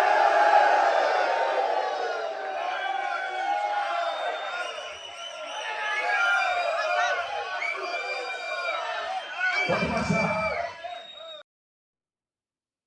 É isso, vamos acompanhar então como os outros grupos do setor metalúrgico, representados aí pelos metalúrgicos do ABC, se comportam nessas negociações com o patronal, né? E que se caso o patronal não ofereça as mesmas condições, vai ter greve, a gente vai estar de olho em tudo. Vamos rodar a nossa pauta. O relator especial das Nações Unidas sobre formas contemporâneas de escravidão, Tomoya Obokata, está em visita ao Brasil, falando sobre o cenário brasileiro em relação a esse tema. Quem tem informações para a gente ao vivo é o repórter Jader Teófilo, direto do Rio de Janeiro. Boa tarde, Jader. Boa tarde, Jader. Oi, Thalita. Boa tarde para você, boa tarde para quem nos acompanha. Terminou agora há pouco essa coletiva de imprensa com o relator da ONU. Ele ficou 12 dias no Brasil, passou por Belo Horizonte, São Paulo, Rio de Janeiro, Marabá e Brasília, se reunindo com representantes do governo, se reunindo com lideranças locais, ONGs, justamente para analisar a questão do trabalho escravo no Brasil, mas também o trabalho infantil, o casamento infantil e a situação das trabalhadoras domésticas. Inclusive, nesse tema, ele se debruçou bastante, ele aprofundou os estudos nas relações domésticas no Brasil, porque ele disse que falta dos lares brasileiros e também mecanismos de denúncias que sejam mais acessíveis à população. Ele também ressaltou um caso que ficou até bastante conhecido, que é da dona Sônia Maria de Jesus, uma mulher que ficou por um trabalho doméstico análogo à escravidão aqui no Brasil, e ele ficou muito espantado com a decisão do judiciário que autorizou o retorno da dona Maria para a casa do empregador. E ele se encontrou com a família da dona Maria, falou que a família está muito triste ainda, porque se encontra raramente com essa mulher, e ele recomendou que ela volte imediatamente para a família, e, além disso, recomendou um apoio psicológico e mecanismos de bem-estar que garantam o bem-estar social, não só dessa senhora, mas também de todas as trabalhadoras domésticas.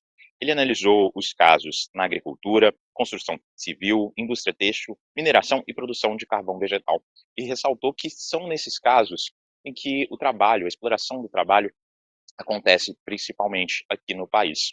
Então, ele disse que é necessário que as leis que já existam já existem sejam cumpridas com todo rigor, porque muitas vezes elas não são aplicadas da forma que deveriam ser aplicadas. Ele ainda ressaltou alguns pontos positivos do trabalho do governo, falou sobre a criação de políticas de cotas nos sistemas públicos, falou sobre a criação do Ministério da Igualdade Racial como um mecanismo justamente para ampliar a oportunidade em diferentes etnias e falou sobre o Bolsa Família como um programa muito importante justamente para a redução da pobreza. Mas disse que é necessário uma comunicação mais clara por parte do governo para afastar justamente as fake news envolvendo o Bolsa Família. Ele fez outras menções, Thalita, sobre o trabalho em regiões como a Amazônia. Disse que são nesses locais que acontece principalmente a exploração da mão de obra. E falou que a fiscalização é muito importante, muito necessária nesses ambientes. Ele ainda ressaltou sobre a questão da pejotização, que no Brasil tem sido usada para burlar, né, a garantia de direitos trabalhistas e que é necessário uma legalização sobre os trabalhadores que utilizam do sistema de PJ, né, do pessoa jurídica, como os MEIs. Thalita. Muito obrigada pelas informações, Jader. Boa tarde para você. Seguinte, hoje a gente tem participação, mais uma especial, né? Por aqui, da jornalista Janaína Pereira. Ela vai falar direto do Festival de Cinema de Veneza, que começou nesta quarta-feira. E tem Fernanda Torres como um dos destaques, viu, desse festival pelo segundo ano consecutivo. Mas num outro papel nesse momento, quem vai contar pra gente vai ser a Janaína que todos os anos acompanha o Festival de Veneza, traz aqui os destaques pra gente. No ano passado falou sobre Ainda Estou Aqui e como o filme foi aclamado no Festival de Veneza, contou pra gente essa situação, inclusive, de o tempo de aplauso é bastante simbólico e importante no sentido de como o filme vai caminhar até o Oscar. Foi ela que trouxe, me marcou bastante essa explicação da Janaína sobre a aclamação dos filmes no Festival de Veneza. Tá, imagens, inclusive, de Fernanda Torres passando no tapete vermelho do Festival de Veneza. A Janaína conseguiu tirar foto com a Fernanda Torres, que eu já vi nas redes sociais, o que é uma grande honra, né? A Janaína está conectando com a gente. Daqui a pouquinho eu trago ela para a nossa conversa.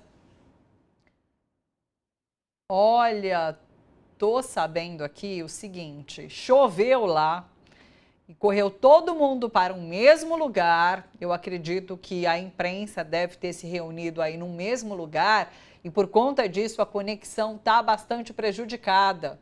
E não sei se a Janaína vai conseguir conectar com a gente por conta da chuva no Festival de Veneza nesse momento. Vou fazer o seguinte, a gente tem já a Luísa Nin? Ou a Janaína está entrando, é isso, pessoal? Então peraí, a Janaína está entrando. Porque senão, como o papo ainda é cinema, né, eu ia adiantar, você sabe, sempre às sextas a gente tem Luísa Nin também aqui, jornalista cultural, crítico de cinema, trazendo destaque sempre do cinema, estreias, né, de festivais. Ele está rodando, inclusive, em festivais, saiu do Festival de Gramado e já está no litoral de São Paulo, num festival de documentários em Ilhabela.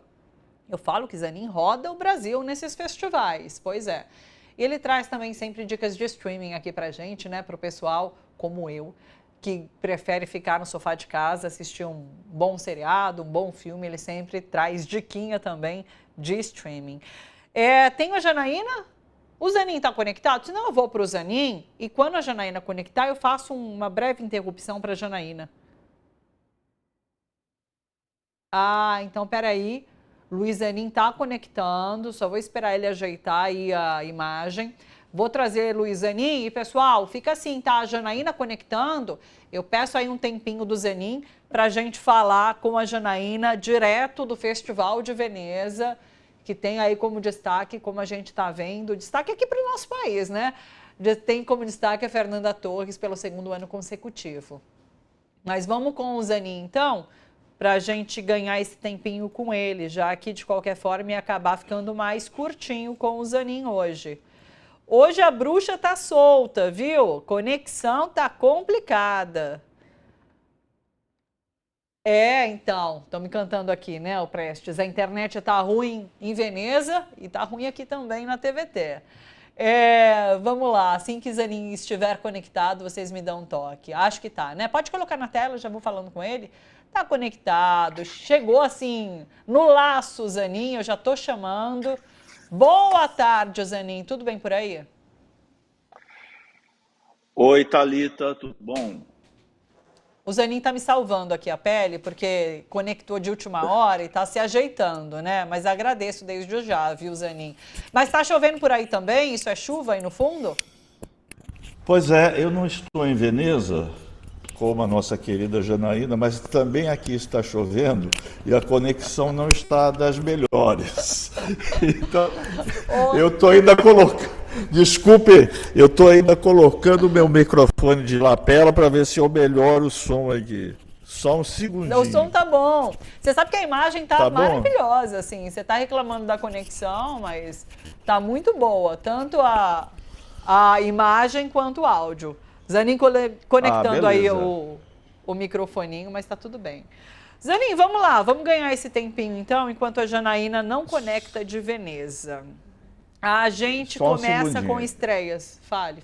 Não, pode ir se ajeitando. Eu vou aqui só cantando qual o nosso esqueminha de roteiro. A gente tem hoje estreias. Diga. Desculpe o improviso, mas o ao vivo é assim, né? Nosso público Nem entende. sempre dá certo. Nosso público é muito gentil, né? Pois isso Zanin, é que nos salva. Isso é que nos salva. Querida. Temos estreias no cinema, temos diquinha de streaming e temos resultado do Festival de Gramado e a expectativa para esse Festival de Docs de Ilhabela, onde você está nesse momento. Eu já contei tudo por aqui, tá bom?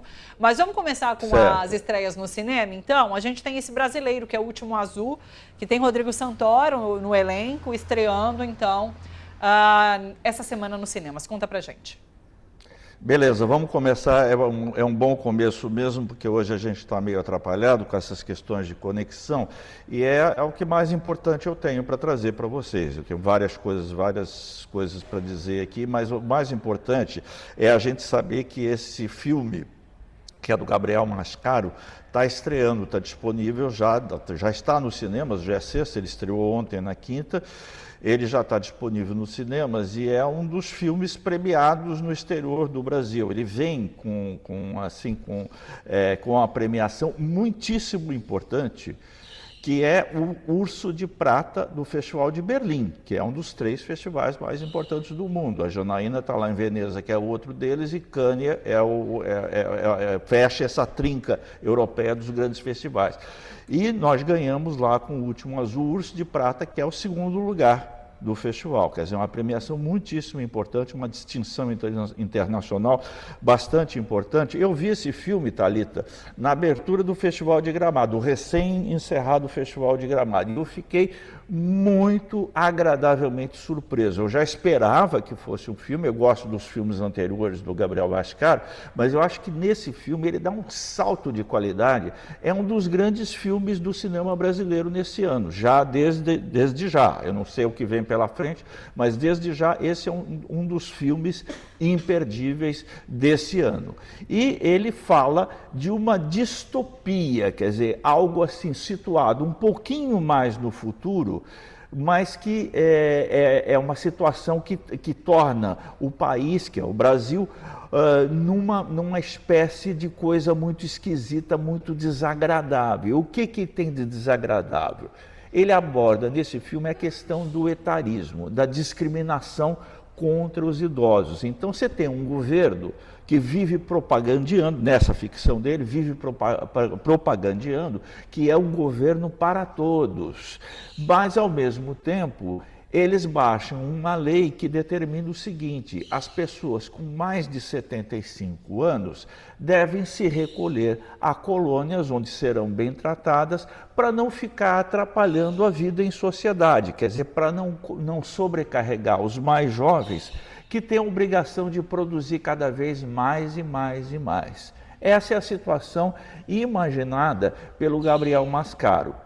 Acontece que existe uma personagem, que é a Teresa, que é magnificamente interpretada pela Denise Weinberg, que é uma senhora de 77 anos e que se recusa a deixar de sonhar e tentar realizar os seus sonhos. Então ela agradece muito: olha, eu quero me recolher aí uma colônia, diz que é muito bom, mas eu não quero, eu quero continuar na vida ativa, e eu tenho um sonho que é voar de avião pela primeira vez, e ela vai em busca desse sonho.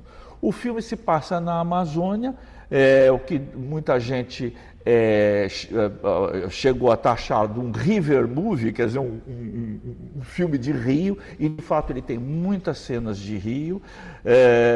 Um dos atores, que é o Rodrigo Santoro, que aliás foi homenageado no Festival de Veneza, ele faz o papel de um barqueiro que vai ensinar essa senhora como pilotar um barco.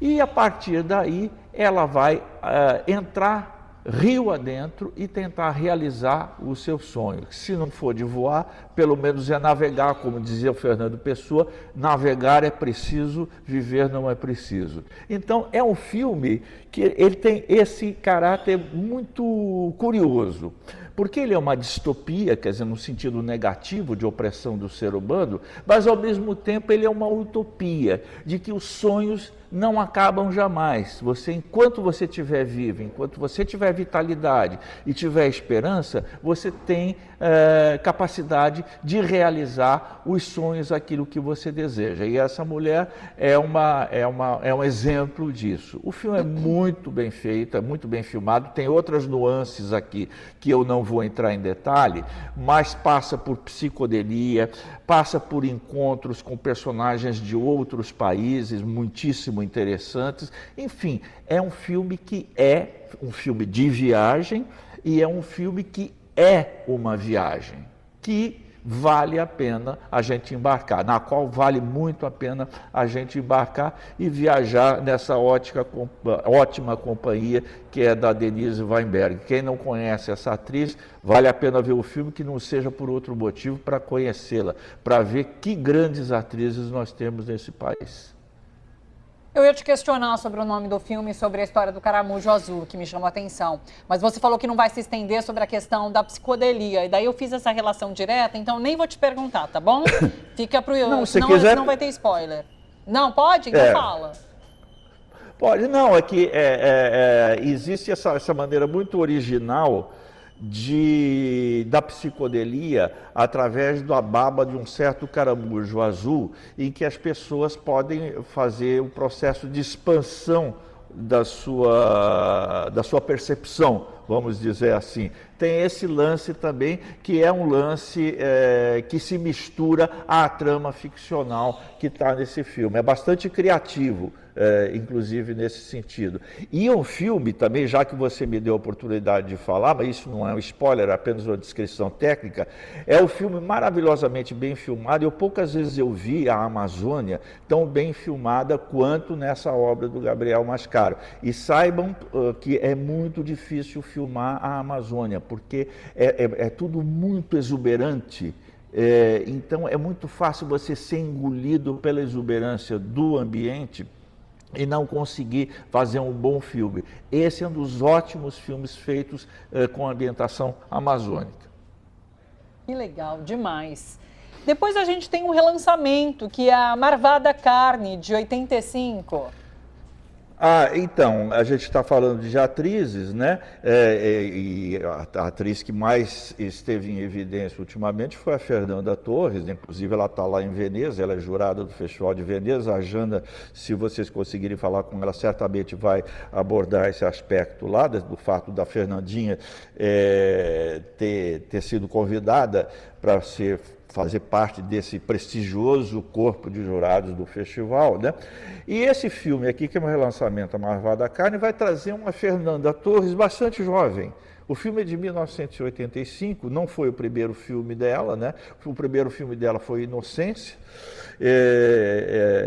mas ela está super jovem aqui, é uma garota, 1985, e é um filme dirigido pelo André Klotzel, e que fez um sucesso muito grande na época. Eu me lembro muito bem quando foi lançado esse filme, não se falava de outra coisa, porque o Klotzel consegue ir ao mundo caipira, que é um mundo um pouco retratado pelo cinema, a não ser pelo cinema de Mazzaropi, que se debruçou sobre esse mundo, né? Mas é um mundo pouco retratado pelos outros diretores. E ele vai e encontra esse mundo caipira, né? No qual você tem um personagem que é um Nhoquim, que é um cara que vive, um caboclo que vive no mato lá, e cujo maior sonho da vida dele é comer carne de vaca, que não tem acesso a esse tipo de alimento, né?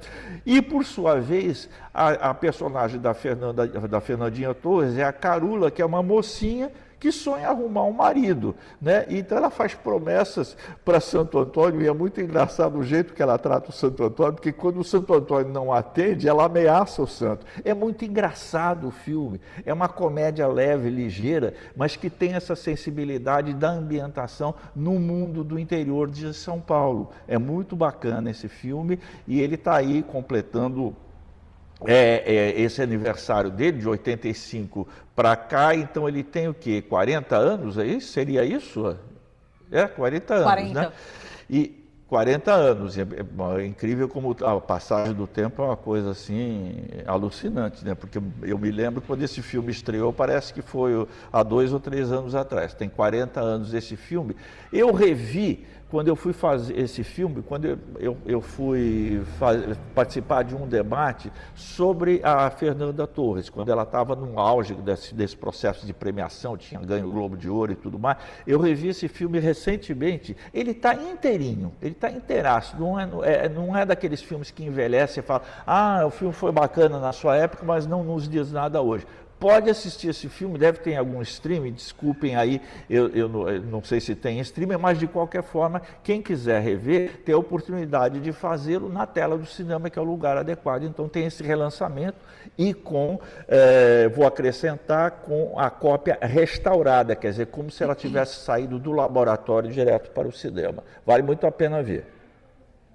Maravilha, vamos organizar nossa pauta aqui, Zanin. A gente tem mais 2 estreias, além dos vencedores, e o streaming. Para onde você quer ir? Olha, podemos deixar essas 2 estreias. Uma que eu quero dar uma passadinha, que eu não gostaria que os nossos espectadores perdessem esse filme, que quem tiver um pouquinho triste, um pouquinho preocupado com essa história aí de PCC, Faria Lima, esses negócios que caem sobre a nossa cabeça quase que cotidianamente no Brasil, esse é um filme que é uma espécie de antídoto, né, para tudo isso. É Moacir Luz, o embaixador dessa cidade. Quem é Moacir Luz? É um sambista, é um cara que é um grande compositor, grande violonista. E essa cidade, qual é a cidade? É o Rio de Janeiro. Moacir Luz é o mais carioca dos cariocas, né?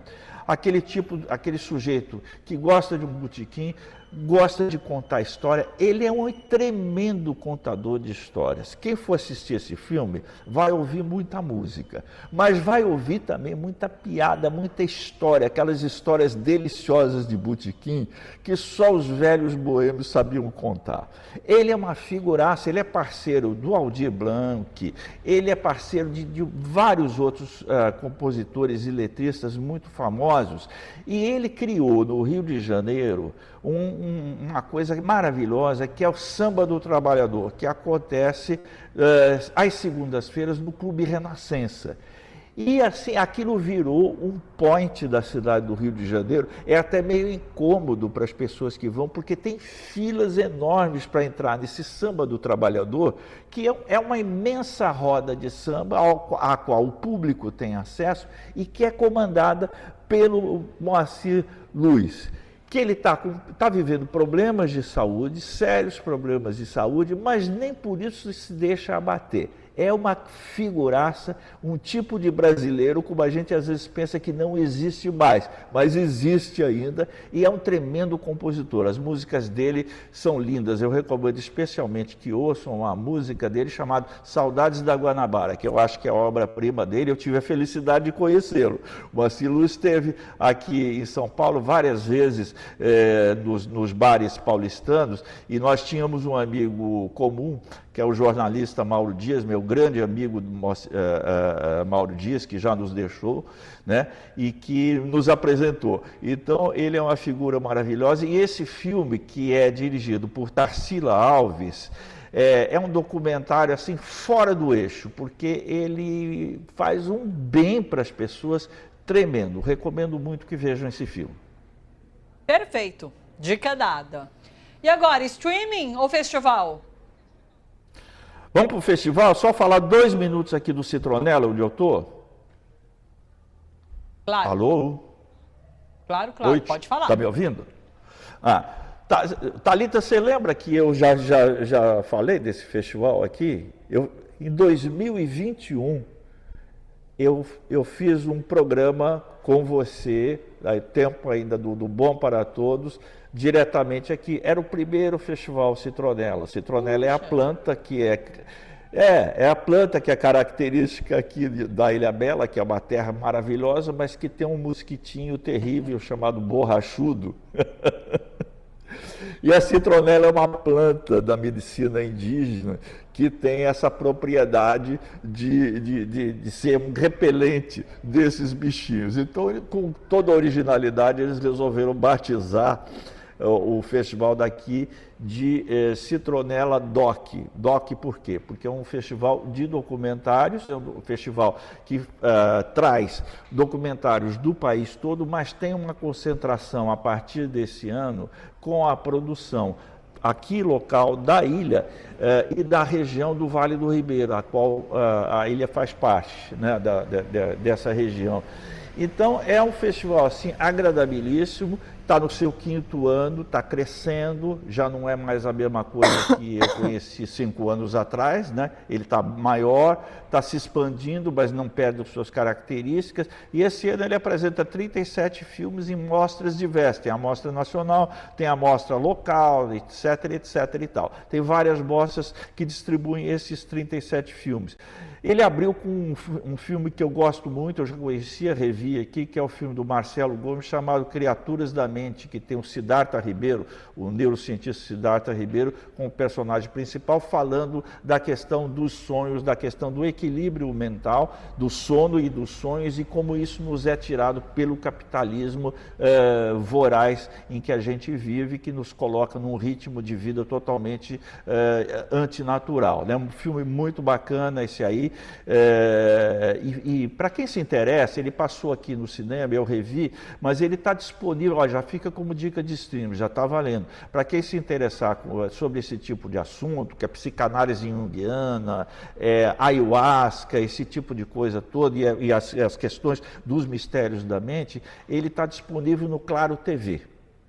Tá bom? Vocês acessam o Claro TV, ele pode ser visto no streaming, né? Fora isso, bom, tem um monte de longas metragens, todos eles documentais, tal, e curtas assim em profusão. É um festival muito simpático e que é feito assim na garra, assim pelo pessoal daqui da ilha, e ele promete ter vida longa porque ele está crescendo e interessando cada vez mais as pessoas.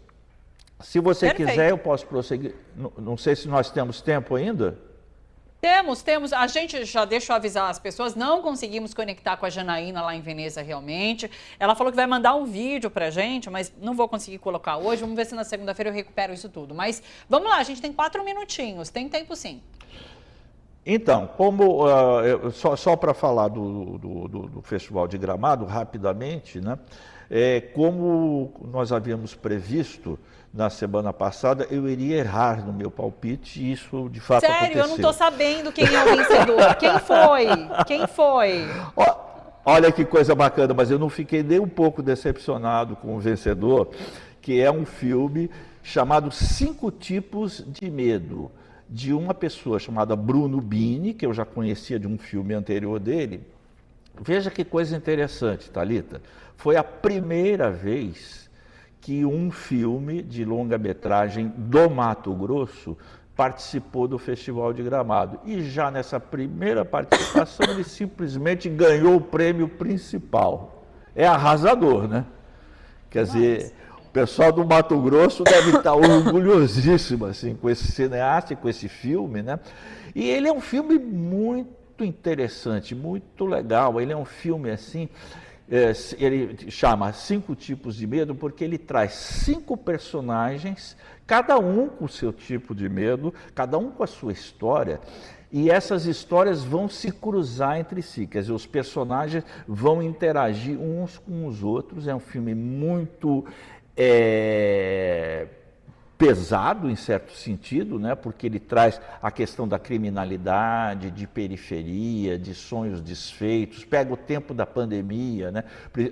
Por exemplo, um dos personagens, ele está internado num hospital, ele está com o vírus da Covid e ele recebe a notícia que ele vai ter que ser entubado porque a taxa de oxigênio dele está muito baixa. E ele é entubado, mas ele consegue sobreviver, ele sobrevive, e no hospital ele conhece uma enfermeira, né, que vai se interessar por ele também, só que essa enfermeira, ela tem um caso amoroso com um traficante que não aceita a separação. E assim, essas histórias vão se desenrolando. O filme é muito bem filmado, é muito emocionante, é um filme ágil, é um filme do qual você não consegue despregar a vista, e ele está aí, ele deve estrear brevemente, não sei se ele vai fazer outros festivais, mas provavelmente não, porque um filme que vence um festival, dificilmente ele tem oportunidade de concorrer em outro, mas isso pode acontecer. Quando houver a data de estreia, nós falaremos mais abundantemente desse filme. O Papagaios, que não sei se você lembra, era o meu favorito, ele também foi muito bem premiado. Ele não ganhou o prêmio principal, mas ele ganhou o prêmio do Júri Popular, o melhor ator, como eu havia previsto, nisso eu acertei, que é o Gero Camilo, direção de arte, desenho de som, e, quer dizer, recebeu uma quantidade de prêmios que o tornam assim, também um destaque muito grande. É um filme ótimo, para mim era o melhor filme, era o meu favorito, né? Mas eu, como eu disse, eu não fiquei nada decepcionado pelo fato desse filme 5 Tipos de Medo, do Bruno Bini, ter vencido. Eu acho que deu assim, uma característica legal para o festival, de pegar um estado que não é um estado que mais faz filmes no país, e justamente na primeira vez que esse estado concorre, ele ser o vencedor. Então o Festival de Cinema de Gramado terminou muito bem com essa vitória aí. Demais. Temos tempo para mais alguma coisa? Não temos. Mas só deixa eu explicar para as pessoas que a gente ficou só na foto, porque não tem o trailer ainda, então, desse filme que foi o vencedor, tá bom? De Gramado. Aí, ó, tá aí, por isso que ficou só na foto. Fiquei esperando também rodar, mas não tem, tá? É só a foto mesmo. Nossa, me deu um ataque de tosse agora nessa reta final, mas aí, vou encerrar já. Não deu tempo da gente trazer streaming hoje, fica para a próxima sexta, tá? Beijo enorme para vocês, Zanin, bom festival por aí. Beijo, até sexta que vem, que eu falo de outro lugar deste país em outro festival. Mas, gente do céu, tô falando, mas como roda esse Zanin? Beijo, Zanin. Boa viagem também, então. Até. É isso, eu vou ficando por aqui. Muito obrigada pela companhia, pessoal. Vocês que seguem firmes e fortes aqui, mesmo a gente tendo caído, né, durante esse horário de programa, a internet... Tivemos uma queda de internet aqui na TV, mas tem um pessoal que segue firme aqui no chat, tá? Vou mandar um beijo especial para a Catrina e para a Laura Pimenta, que estão aqui comentando. Então, muito obrigada, meninas. Mas estou com a Angel Jean também por aqui, Maurício Raidan, Isaura Leite, o Augusto Crispim, um monte de gente aqui, ainda firme e forte, até 1h01 da tarde. Mais tarde tem às 4, a TVT News segunda edição com Dom Ernesto, e eu volto semana que vem às 10h30, semana decisiva, viu? Começo de julgamento de Jair Bolsonaro. Fica ligado que a gente tem programação especial na cobertura desse julgamento. Eu conto com a sua participação também. Beijo grande, até, bom final de semana. Tchau, tchau.